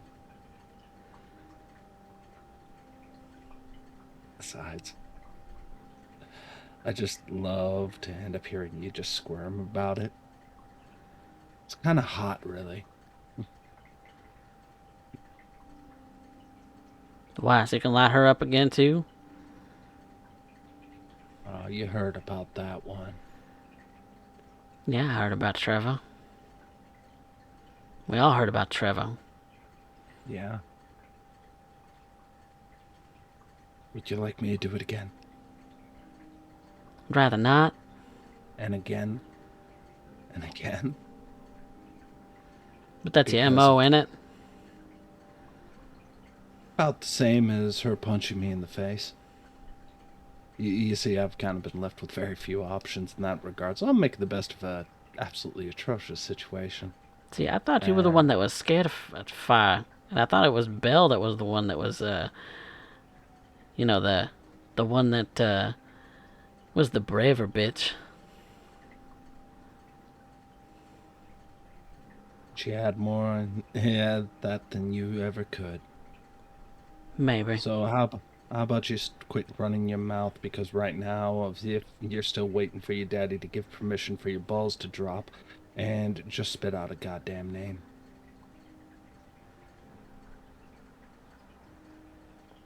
And if I don't,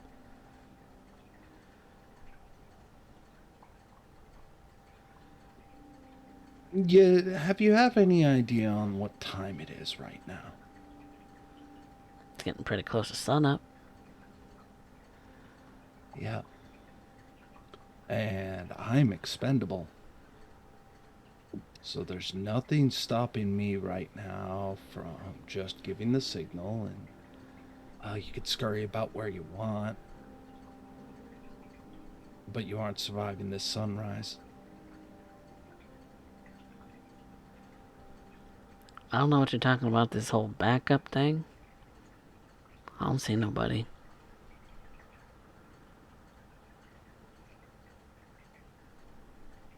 Which one of you is smart enough to know what and who is a part of our little crew? Come on, any guessers? Enlighten us. You hear Gregory say. Gregory, please, I'm not stupid. You know exactly who I'm talking about. So, the I don't see anybody, especially given knowing who the sheriff is, I would be concerned on that regard. But then again, there is a reason why things go south. You attacked Elysium. That kind of crossed a line. Then it was back and forth, and I don't have time for this. So, So you want Freya?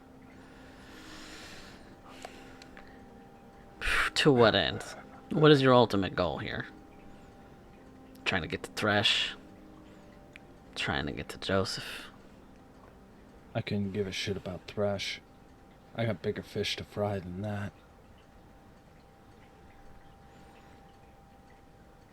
We don't have to be enemies here, Dana.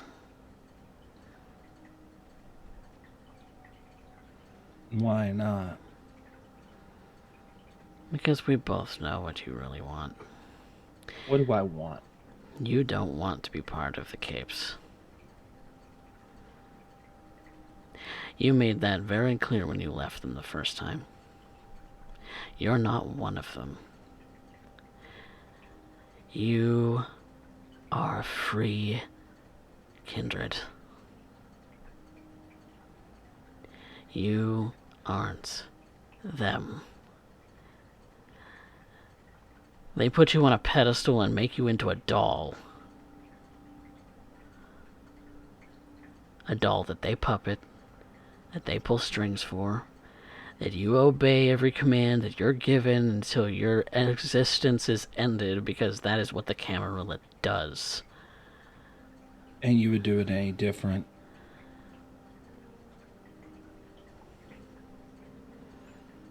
You'd be free to do whatever you wish. If I was free to do whatever I wish, we wouldn't be talking.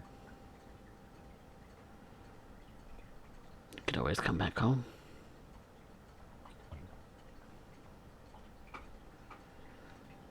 Home? Home.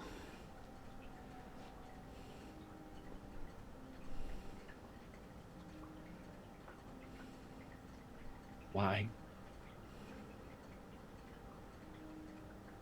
Because this city, this Camarilla, is going to burn. And then what? And then What? All is forgiven? All's and hugs and sunshine? Maybe we'll end up making a sequel to Panic at the Disco at that point? Crying at the orgy?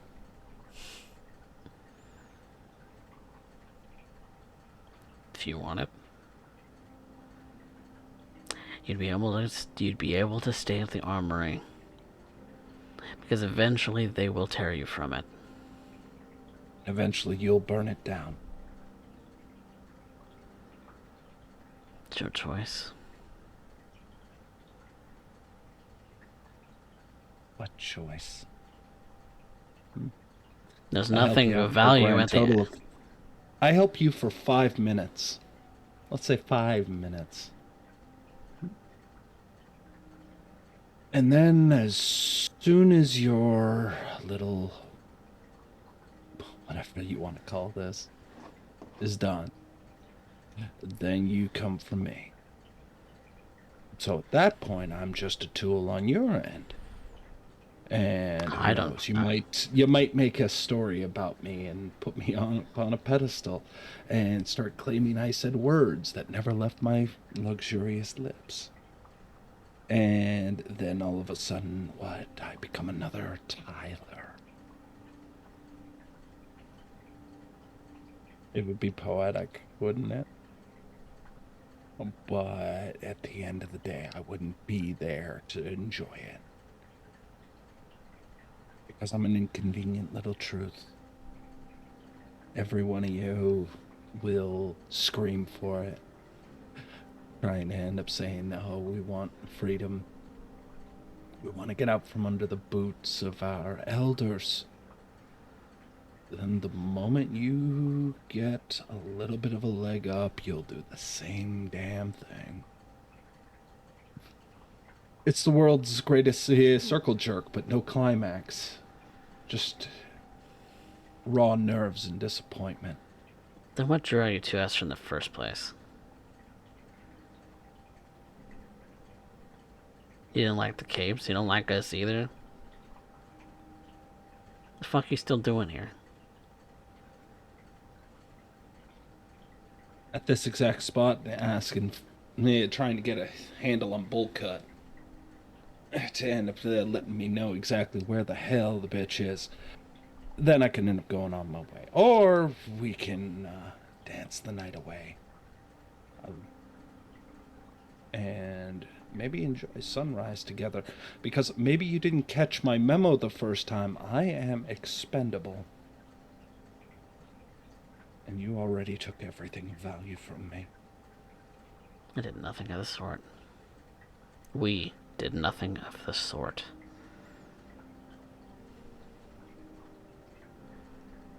If anyone's at fault here, you are. You're the one who told Belle about the car. You're the one who told us where to hit and when to hit them. And yet none of it worked, Dana.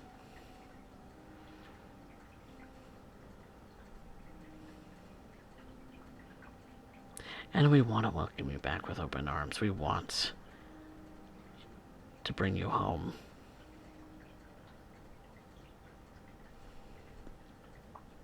You know, Cameron misses you.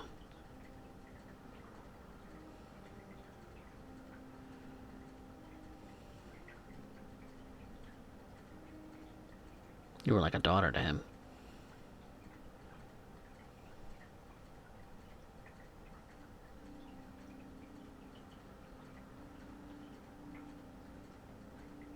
She kind of turns away. She tries not to think about Cameron Prince Belsire. one of those good men on the wrong side.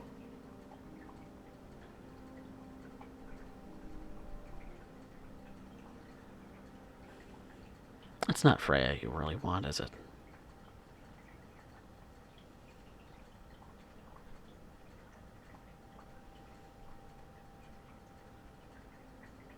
No. Then be honest with us, Dana. What do you want?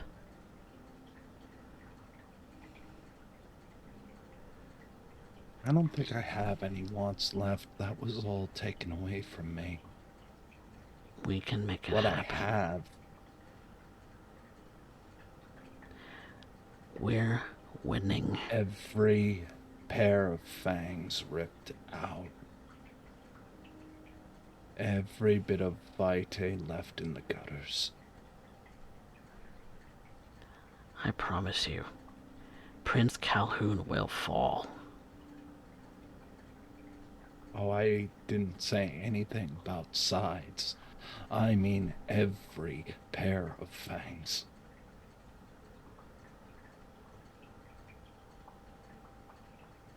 Because I'm sick of it. I'm sick of the meat grinder. I'm sick of the needing to figure out what's the next scheme, how to make it all work out. I am sick of the motherfucking dance. I am sick of having to end up stepping in with you and end up saying, yeah, sure, I'll kill people. I'll make sure they're all dead. You know what? This whole thing has been taking Jackson to pieces, and I can't help but think maybe it's better off without us as a whole. And you wanted the bodies to stack up, so Greg, you're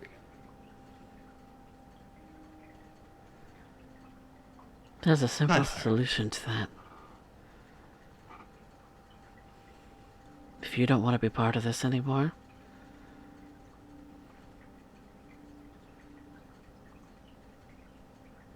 it's simple. The sun will set you free. Yeah. But I'm kind of curious on how many of you I can drag with it. Say you made a monster out of a lot of people.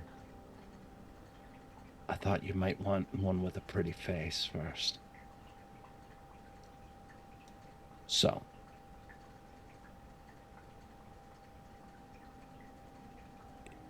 how many of you are going to die tonight before I get my answer?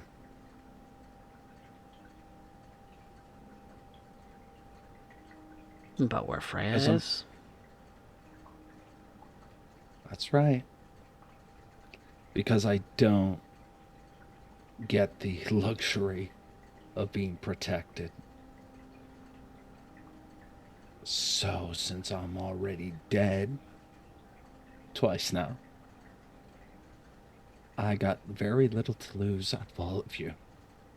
But the idea of being the one instrumental in seeing Tyler to make the sun, or taking a 2-to-1 deposit, a traitor and a potential problematic cape, dying to cripple a small portion of the Anarch movement, I think my prince would end up making that trade every single day. Dana tries not to bite her through her own lip when she says my prince. Just the very words disgust her. But it probably tastes worse in their throats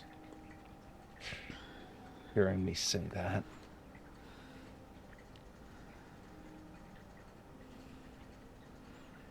well,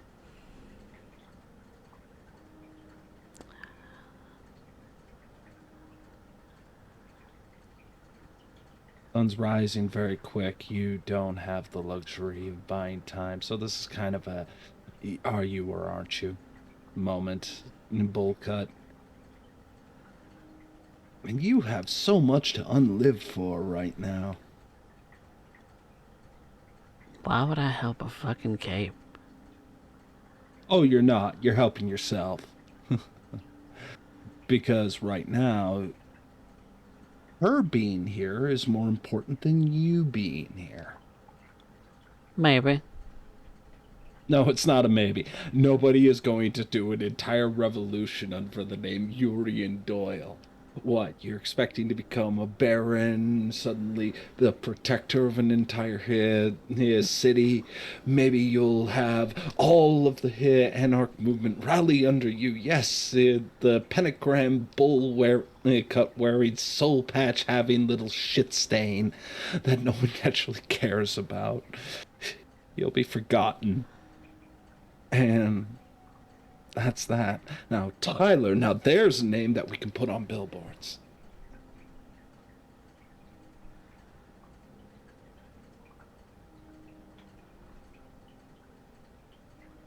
Are we done? I haven't gotten my answer.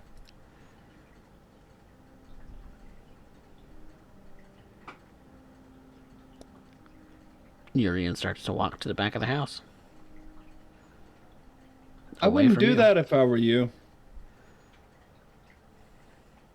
Why not?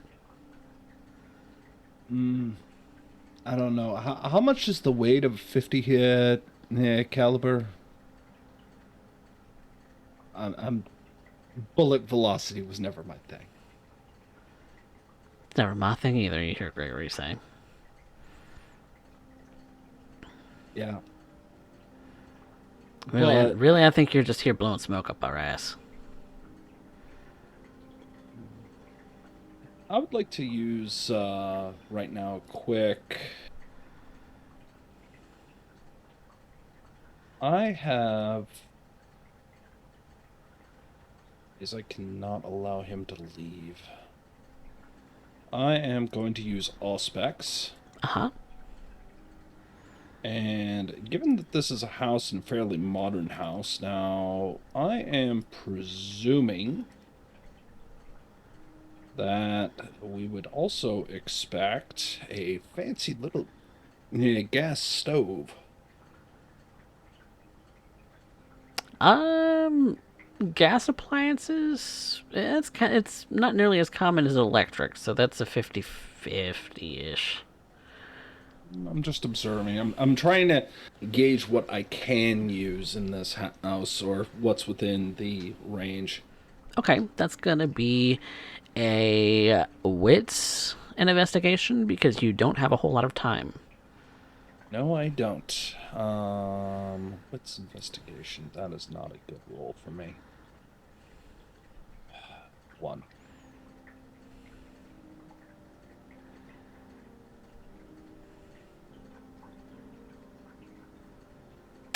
No.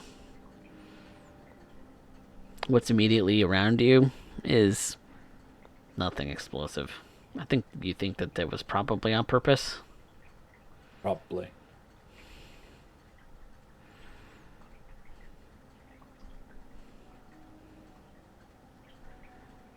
Now, Urian's heading out. Yep, he's leaving. What about Gregory?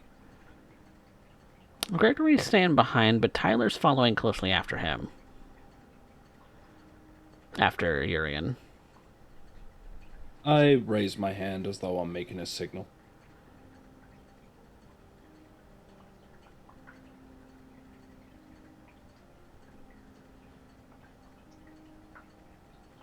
And it doesn't stop them. She's... No, they don't know what the signal is, so I'm just playing into the act. But look at Gregory. Now, if I recall, or do I recall Gregory ever being a physical combatant? Well, let me pull up a sheet and see what he is. Give me an intelligence politics, plus any specialties you have with anarchs. Okay.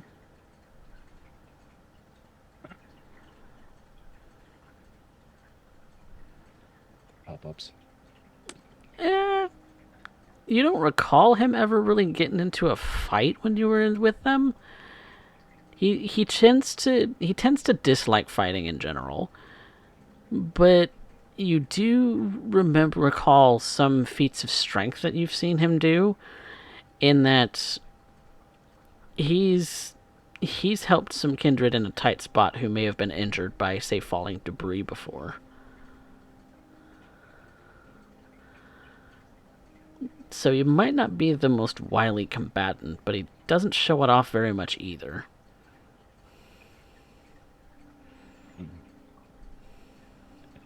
Not that you recall, anyway.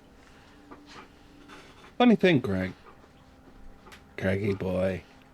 I hate it when you call me that. I know. I know that's why you do it. But if you were serious, you would have taken me out right now. Instead, you got the little one walking to the back, and your famed Tyler starting to walk with them. This is a perfect opportunity to take me out, but you're not stepping outside of the door. So something tells me you are hedging your bets. So, what is it gonna be? Because right now you can't afford to end up taking that point, and, well, I think you know how this is about to play out.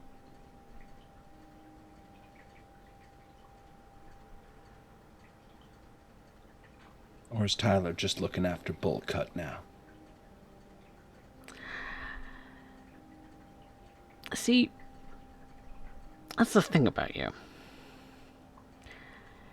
You kind of just spew the thoughts at the top of your head out without even giving them a second thought. You just spewing shit for the sake of it. And, you know, it can be useful, but I don't exactly trust you. I don't exactly trust you to stay and do what I think you're going to do. Thus, I'm thinking the opposite. But if I'm thinking the opposite, you're thinking the opposite. So it's really just a vicious circle jerk, like you mentioned before, and we're getting nowhere.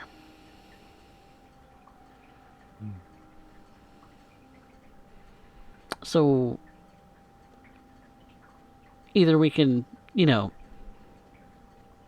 sit here giving each other hand jobs for the rest of the fucking night, or I can let you go because you don't have backup, and I'd really hate to see that pretty face of yours get smushed. Not tonight. You've already lost so much.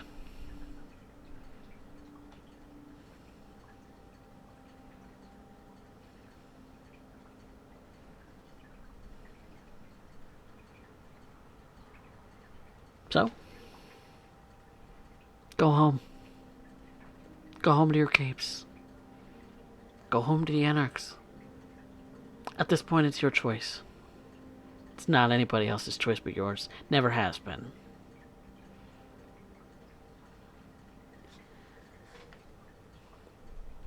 You may have been embraced a cape, but we welcomed you into our family, and we don't turn our backs on our family. That's why I'm letting you go.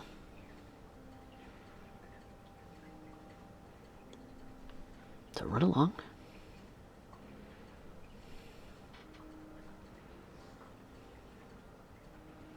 You get to unlive for another day.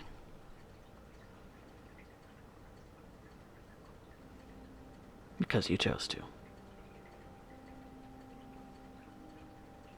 and he starts to follow them out the back door.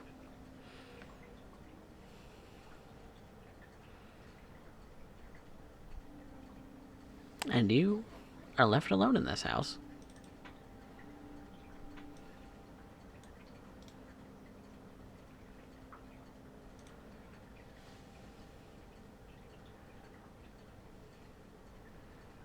What's going through your mind, Anna?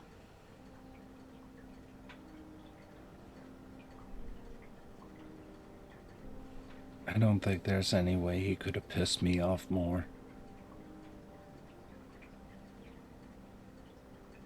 I hate the fact he's right. I hate it so much.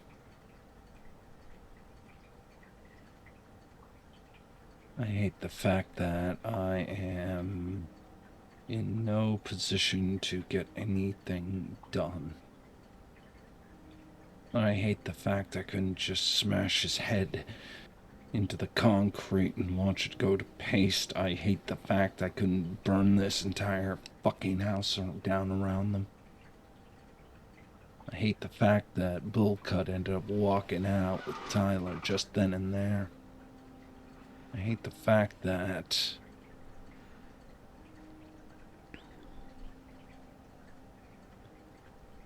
I'm not in control.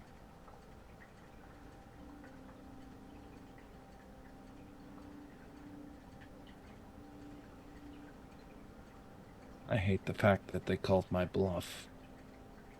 And I lost.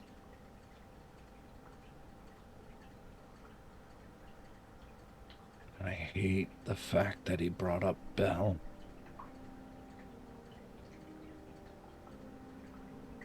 It's all my fault. He's right. Belle died because of me. Because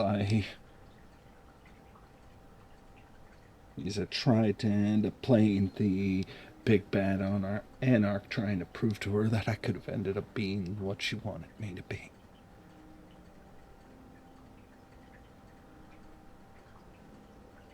But then you got caught.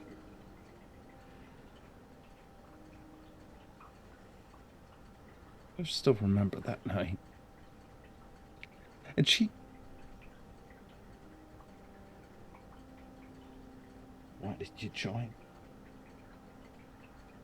Because of her.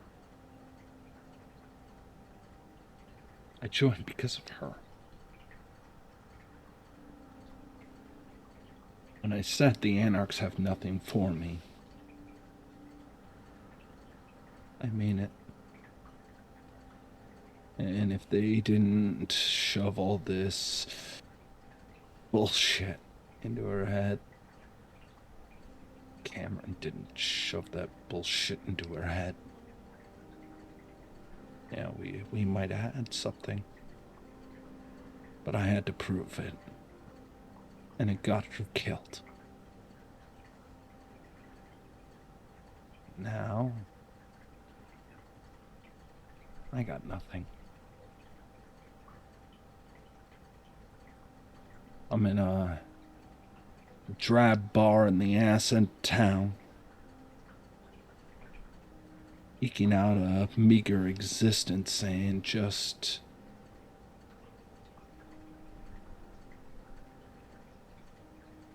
hating everything.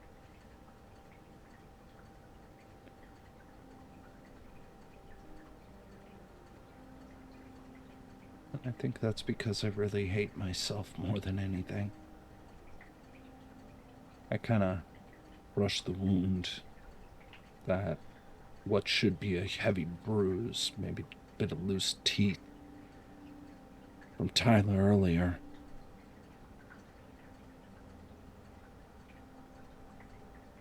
There's part of me that says I deserve this.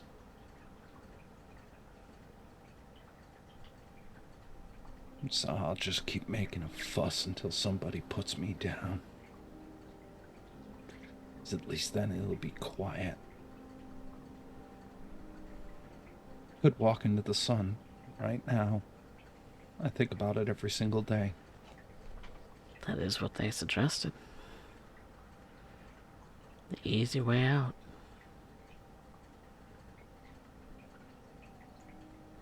Then this bullshit would keep going. No. No, I want them to remember what they made Belle, what they made out of me. And I want the last thing on their minds is the regret that they ever did it. That they use people like that. At least with the cam, there's no pretense about it. No bullshit. I hate them too. But you can I be think grateful that's- for the little things.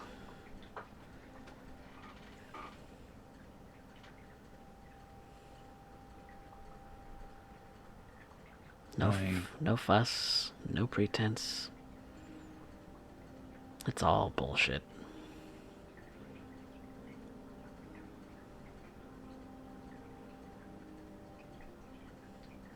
Where are you headed, Dana? Down the road, open streets, taking a slow walk.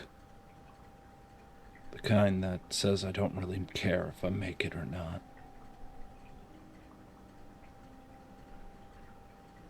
Because right now, I got nothing left to believe in. There's nothing there for me.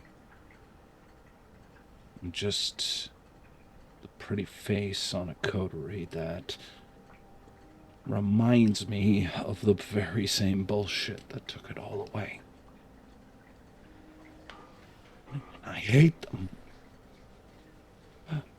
I hate them with everything I am. Because if I didn't have that, I would. I'd be empty.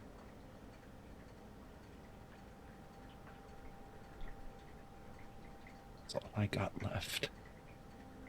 It's all they left me.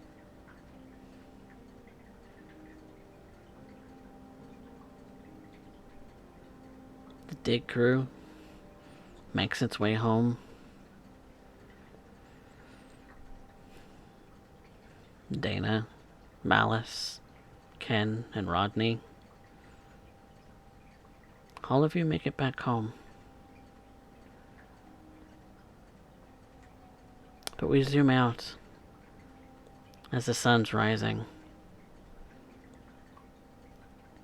to a silhouette. A silhouette that faces the sunrise and melts away into ash.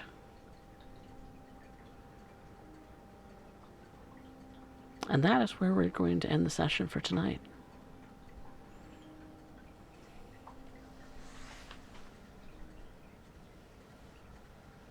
Was that Liv? Son of a bitch. Ah! I'll have to find out.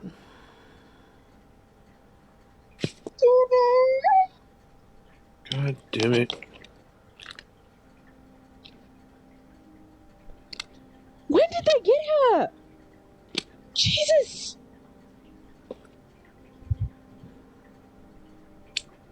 There was a succeed at a cost. That someone would be delayed.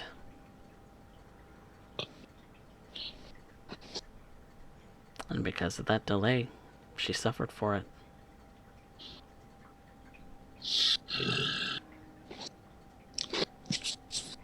Well then, I'm not here to assign blame. God damn it, Gee. Kenny. Another thing that I fucked up. I'm sorry, I don't mean to pile that on you.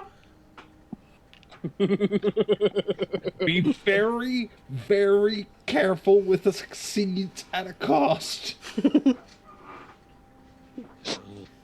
I love you all, I'm so sorry. I love you all. I really do, I love you so much. I'm sorry. Hashtag Team So, Kitty. so who's going to tell lethality?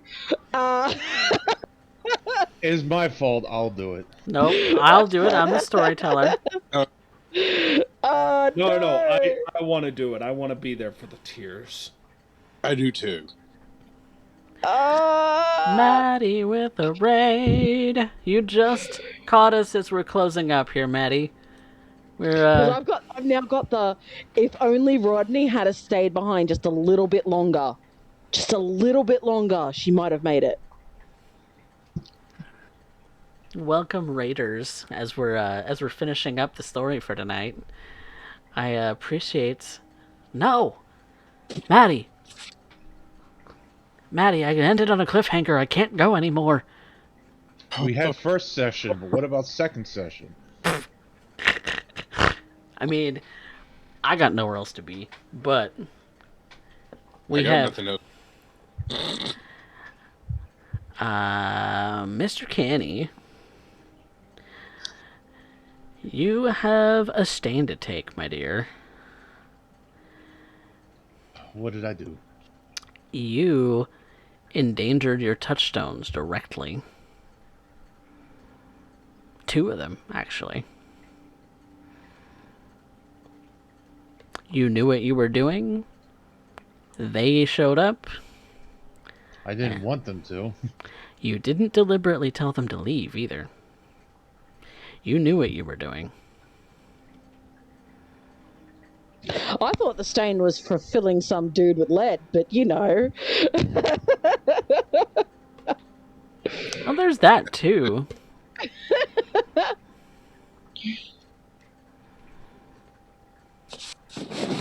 I was defending people there, so. Yeah, that was in self-defense. However, is that part of our chronicle tenets? Guilty will suffer. The guilty will suffer. And your touchstones were innocent, so you're gonna take stains for them, but you're not gonna take stains for the guy who pulled a gun on you and, threatened everybody. So, because you appropriately made him suffer. You shot me in the ass. I mean, there's that guy too. That was more of an accident. He didn't actually end up getting hurt, except he got thrown in the street. But yeeted. Rodney was like, yeet! Yeet. Oh man, I wish I had my sound alerts turned on because you could spend channel points doing a yeet. Okay, so I got 2 stains. Yes, you do. Now, is there anyone else? I don't think there's any other stains that I can think of off the top of my head. Only Dana's soul. Welcome, Redagast. Thank you so much for the follow. For some reason, all of my alerts are turned off right now because I forgot to turn them on before starting the stream. So, all of my alerts are down. But tomorrow I'm doing a caffeine fix, so you can yeet at me all you want. Yeah, I know, Raven. Tisk tisk. I've still found it funny because the moment that Rodney decided to end up getting in, it's like, I have no dots in drive. Immediately, my brain went to the. I don't know if Moxie remembers the show Reboot, but I specifically remember the scene with Hexadecimal getting behind the wheel. Don't worry, I'll drive. See, Raven's got the right idea. She's throwing some Yuri and Yates in the chat. Yes, we appreciate It'll be a our... surprise for y'all when y'all wake up in the Haven tomorrow evening. All of you. all of you are going to wake up to homuncular servants surrounding the damn place. There are 17 of them. Jesus Christ. Amalgamation globs of bits and pieces of a couple bodies, some dead animals he picked up at an animal hospital. It's true. Whether they have the limbs to do it, they can hop walls, climb, move around. They can practically move in any way other than flying. They scoot, scoot, scoot. follow people, and even the scoot can climb a wall, climb other up in its way. So they basically have like spider climb. That's cool. Pretty much. Pretty much. But yeah. Also, thank you, That is Snoop cold, disgusting, and R6. terrifying. Snoop R6 also joined. Also followed. So welcome all of my new cool kitties. Or good kitties. Cool kitties are subscribers. So you want to be a cool kitty, subscribe, and you'll become a part of the Cat Cafe. So, yes. Well, Kenny boy, roll me a remorse check for your stains, sir. All I gotta do is click remorse. Yep. Remorse dice, is it... How many is that? So your humanity 7? Yeah, 1, 2, 3, 4, 5, 6. Yep, 7. Okay, and you have the 2 slashes. It's the 1 dice that you have a blank box for in the middle. Okay. You have 1 remorse dice. And you pass. You feel like god-awful shit.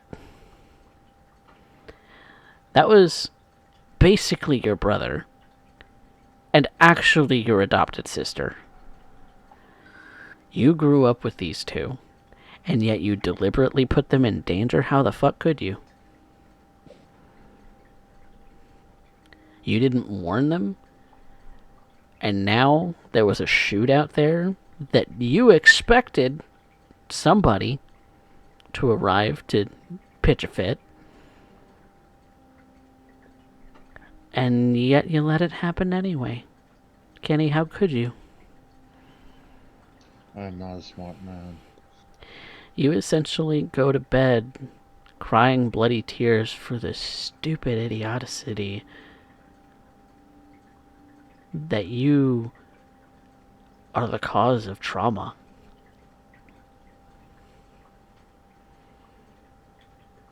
You're the reason they're gonna have to go to therapy. If they even pursue that venture at all. Congratulations, Ken. You're a monster.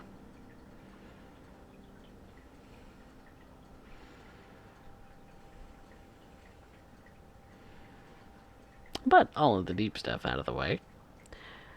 At least it wasn't a feeding scene this time. No, we get that next time. Not touching that one with the 40-foot pole. Grateful for the little things. So, thank you to my players for a lovely game. Appreciate you all. I'm glad you keep coming back for this bullshit. We come back because we are all masochists, let's be real. You keep coming back. We are all masochistic. It's fair enough. Fair enough. Oh, I can't get over that. That was probably Liv. That hurts my soul. I come back, sit back and watch the emotion. What's that? What? I said I just come to sit back, relax, and watch the emotional damage. Emotional damage. I come here to experience. I come here to experience the damage. Well, we have some experience points to give out for that emotional damage. So everybody at the table gets one. Even Malks for showing up late with Rodney. And I'm glad that you love my portrayal of him. Oh, I loved it so much. It was that perfect. It's so on point. I love that it's so on point. So good. It's so good. Yes.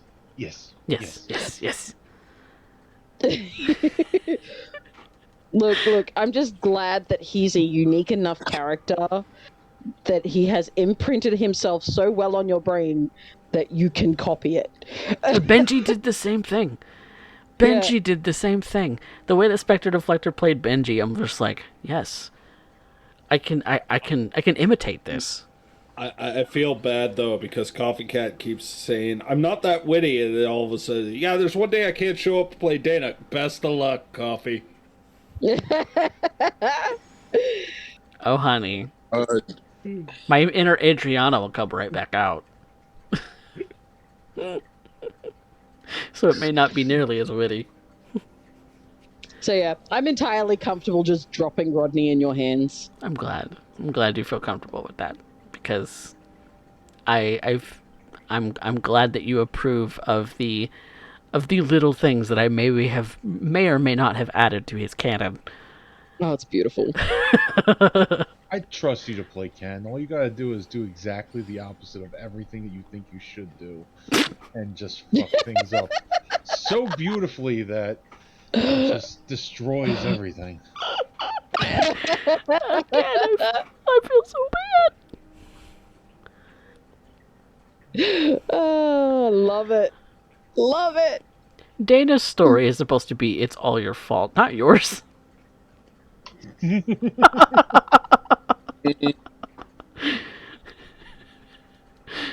It's fine. It's fine. I love it all.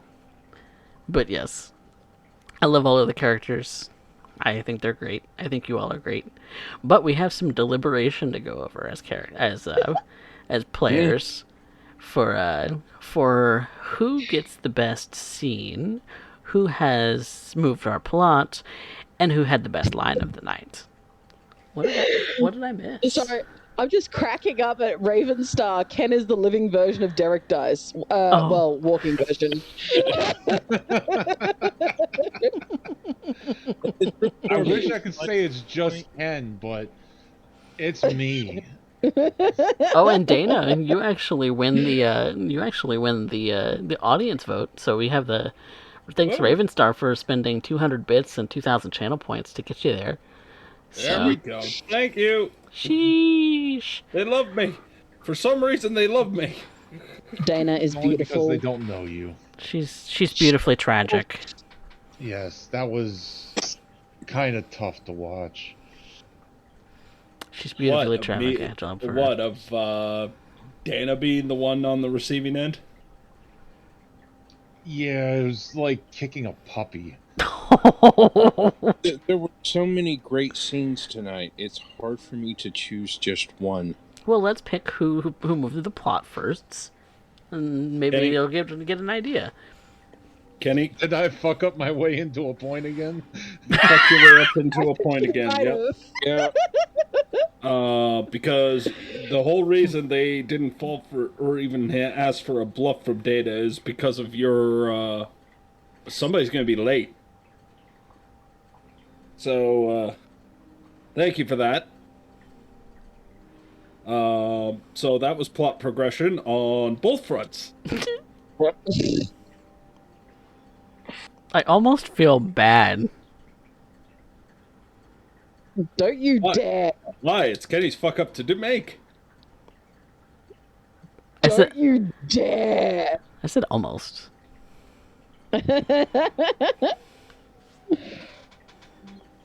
All right.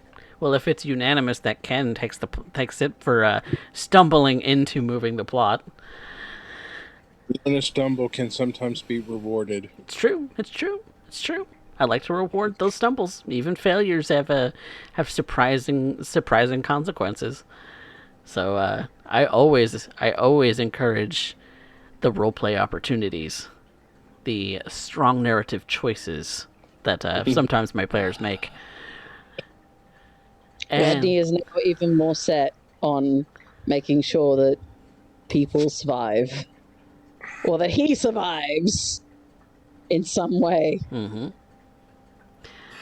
Who had the best scene? Dana. Mm-hmm. I'm gonna be greedy this time around. I give that to Dana. I mean, It was heavy in a good way. that whole thing with Tyler, Yuri, and it just fucking intense. That I got to give it to Dana. Seems unanimous. Dana it is for that one. Who? Unfortunately, I'm gonna also have to take best line. Yes. Specifically when she Fucking oh my god! For which one? The Urian talking to freaking Urian and referencing everything that he's going to do without his own control. Yeah. Thought I could stand up to You're it gonna with some of my funny quips, and then you had to break that shit out. Breaking Like, the oh, fourth you're going wall. to be, you're going to No, it become a wasn't break. baron, This and is a this. prequel, so I'm allowed to foreshadow, It's true. It's true. I'm allowed to foreshadow right? too. And even if we didn't know that, that's something Dana would have said. Like, So- regardless, I'm pretty sure all of us could end up going, yeah, Dana's gonna go after him like that. You can also say as well that Toreador have this uncanny ability of being able to predict shit that's coming, even if they don't necessarily have that ability. Yeah. They could see patterns It's just kind of a built-in thing with them because they just because they can see patterns. Yep. everything. Yeah. But if you're gonna foreshadow, then I'm gonna foreshadow too. Oh, So- oh yeah, I thought it was just funny. I mean, they have a Like, Toreador in calling there. him- They have the Just Toreador. calling him out like the little shit he is, but everybody's going to end up. Oh yes, Baron Bullcut is coming.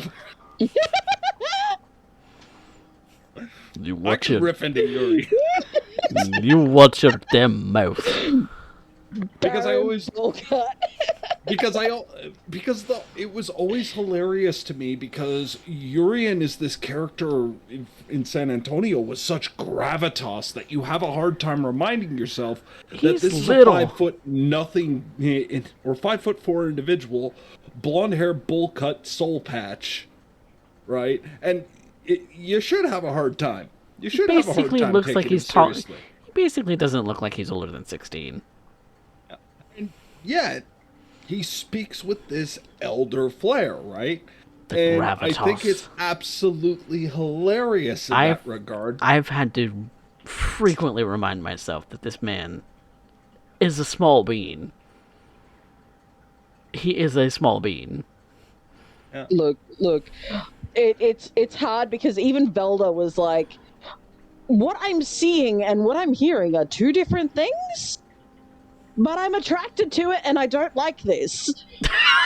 I'm attracted to it and I don't like it. Yes. Because he had the power and the gravitas. But That's he looked such like a bad 16-year-old sense. with a bowl cut. Bad haircut and a soul patch. Yes. Ah, Still the surprised delicious that dichotomy. nobody used that line up until I just said it right now. No one at any point said, "Oh, sure thing, Baron Bullcut." Yeah. Like, how? I've been leaving that one on the table for years. Oh. I thought about it, but I didn't think any of my characters would have any kind of knowledge of that, so it didn't. And Velda knew better. Let's be real. Velda knew better. Are we talking about Urian, or are we talking about Marius puppeting Urian? You know, those are two very different scenarios. Yeah. Two very different people. Because you know, Urian talks like he's got some kind of southern accent. Well, now I don't know quite what you're talking about. I end up finding myself here all the more indignant on the fact that you attempted my accent and trying to end up forcing it so horribly. I end up making it wonder. Ironically, I used the same accent for Mr. Pitch, but that's also equally hilarious given the fact that he's a Vietnamese American. yes, you did. Vietnamese American, big Texas energy. That's actually the accent you were using is more big South energy than been Texas, but Fair enough. I'm Canadian. Cut me some slack here. yeah, you're from way farther north than I am, so South, but yeah, there's a bit more emphasis on the eyes if you're from Texas than there is anywhere else in the South. Fair enough. yep. But yes, we've got the I'm gonna steal that one as well. best line. I'll let you. Actually, it's whether or not my players let you.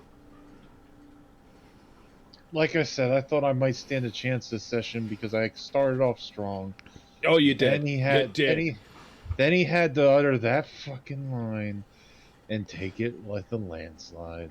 Oh man, it's almost as if references shouldn't be allowed. But then I would have just went Barrett Bullcut. Yeah. Yeah, it was just so good though. No, that's let's be real. There's a reason that I ended up making that when you're the one who took my XP style, right? But the reason I took it was specifically so people could end up having that moment where it's like, yeah, be a little cheeky. Be a little Have cheeky. a little bit of fun, right? Like that's half the fun. It's built literally to encourage the idea of, yeah, come up with something. Exactly. Oh, but that does it for the XP portion of our lovely session here. So that concludes everything. Unless you guys have some expenditures you want to do before we wrap. I'm going to be spending some experience, but I don't know what on. Okay, you can think about it over the off week and, kind of post a message in there once you decide. Post a message in our chat. This way I have a note of it. But yeah, I love my cast. My cast is great. They're great people. You should follow. You should follow them even if they don't stream, because Moxie Mojo and Mother, that motherfucker is is your name on Twitch, but you guys don't stream, but our good friend Macabre Derek, he does. So, Yes, I do. Derek, give us a little shout out and tell us what's coming up on your channel. All right, give you a little shout. Everybody should be following CoffeeCat Presents for more Caffeine Fix, which is in fact his drawing stream, as well as more episodes coming up for War on the Soul City every single hit. I meant shout yourself out, you idiot. Language. Words mean things. Words mean things. Shout yourself out. So my name's Macabre Derek. I end up doing a VtM game myself at Sunday, 6 o'clock Central Standard Time. Edmonton by Night Blood Sands Season 2. So we're getting into the real heavy shit. Meanwhile, I also tend to end up teaching Vampire the Masquerade every single Monday, 7 o'clock Central Standard Time. Tuesday, Wednesday, Thursday, even before this stream, I am doing Drawing on the Macabre, where I am a commissioned comic book and horror artist, where you can see a lot of my art. Actually, well, you can see it scrolling right there. There's a picture of Dana. So, when we are doing illustrations, I take commission work, and that's kind of my bread and butter. I do full-time on Twitch, and if you have a commission that you want to end up seeing done by me, always take a look.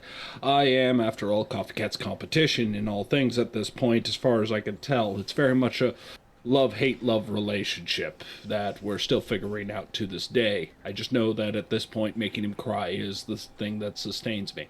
Also, keep in mind, for those of you coming in from, well, Matty Morgs may have ended up coming into a bit of a challenge. So that means we're probably going to be tapping into a little bit of painting as we get into Battletech. And Ooh. I'm going to be doing a bit of a study because I was gifted this, so perhaps we can end up looking into some mutants and masterminds a little bit later on in the month. We'll see what happens. Maddie of the Hero Zone goes, oh, whoa? And yes, of course, Raven, that took longer than it should have, because I am a shameless whore for people shouting out me. So I'm going to shout myself out now. Hi, I'm CoffeeCat. This is CoffeeCat Presents, and if you want to end up getting commissions, do follow for Caffeine Fix, which is his standard drawings. Yes, I do Caffeine Fix on Thursdays currently. I do this game, obviously, Vampire the Masquerade. We do War in the Soul City here now. We've done San Antonio by Night in the past. And, all of those VODs are up on YouTube, so you can go ahead and take a look at all of those. I can't even begin to describe how much I love the games that I run, because I I just love all of the characters that you guys have played. I love all of my cast, and you know, you guys are Coffee, great. I hate to interrupt you, but there is something very important we need to do. We also need to shout out Black Wolf, who is such a mod that he actually shouted you out in your own chat because it's that much of a habit that he is following the movie. He's like, I'm going to shout myself out. He's like, all right. Yeah, yeah. Exclamation mark, S-O, CoffeeCat presents. I did my job. And then realized what he did. The best mod on the planet. Thank you very much for being here, Black Wolf. Yes, of course, Black Wolf is the greatest mod that there ever was. He mods for this channel, he mods for Derek's channel, and probably a number of others, or at the very least lurks in a bunch of them. So he is a great dude. If you haven't joined our Discord yet, you really should, because starting in about July 7th, we're going to be starting a new game on this channel, which is Rebirth, a D&D tale from CoffeeCat Presents. And that will be starring 6 players who are going to be a collection of adventurers who will be exploring the different aspects of a certain archipelago that may or may not lead some of them home, some of them further away from home, and the different things and shenanigans that people get up to in D&D. So that will be starting in July on Thursdays at 7 p.m. Central. Then that will be replacing Caffeine Fix on Thursdays, but Caffeine Fix will be moving to Saturday evenings at that time, in which case I will be doing drawing streams on Saturday nights instead.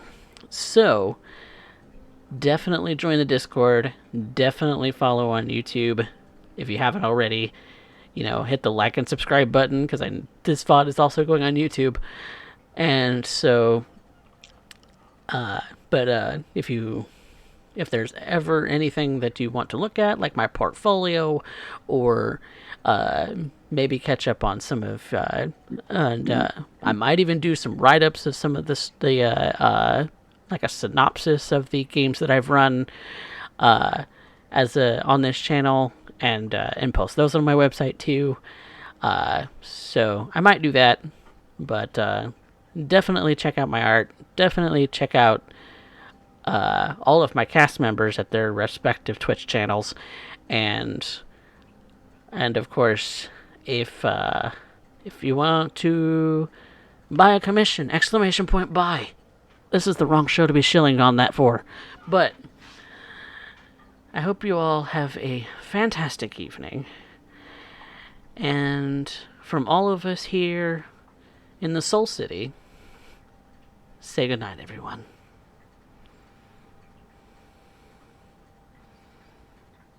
This exit ended up taking longer than the entire session, and I love it.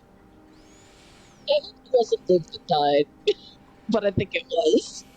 Good night from your neighborhood fuck up. Stay tuned as we find out what else is Kenny's fault. Good night, everybody. News at 11. Good night, everyone.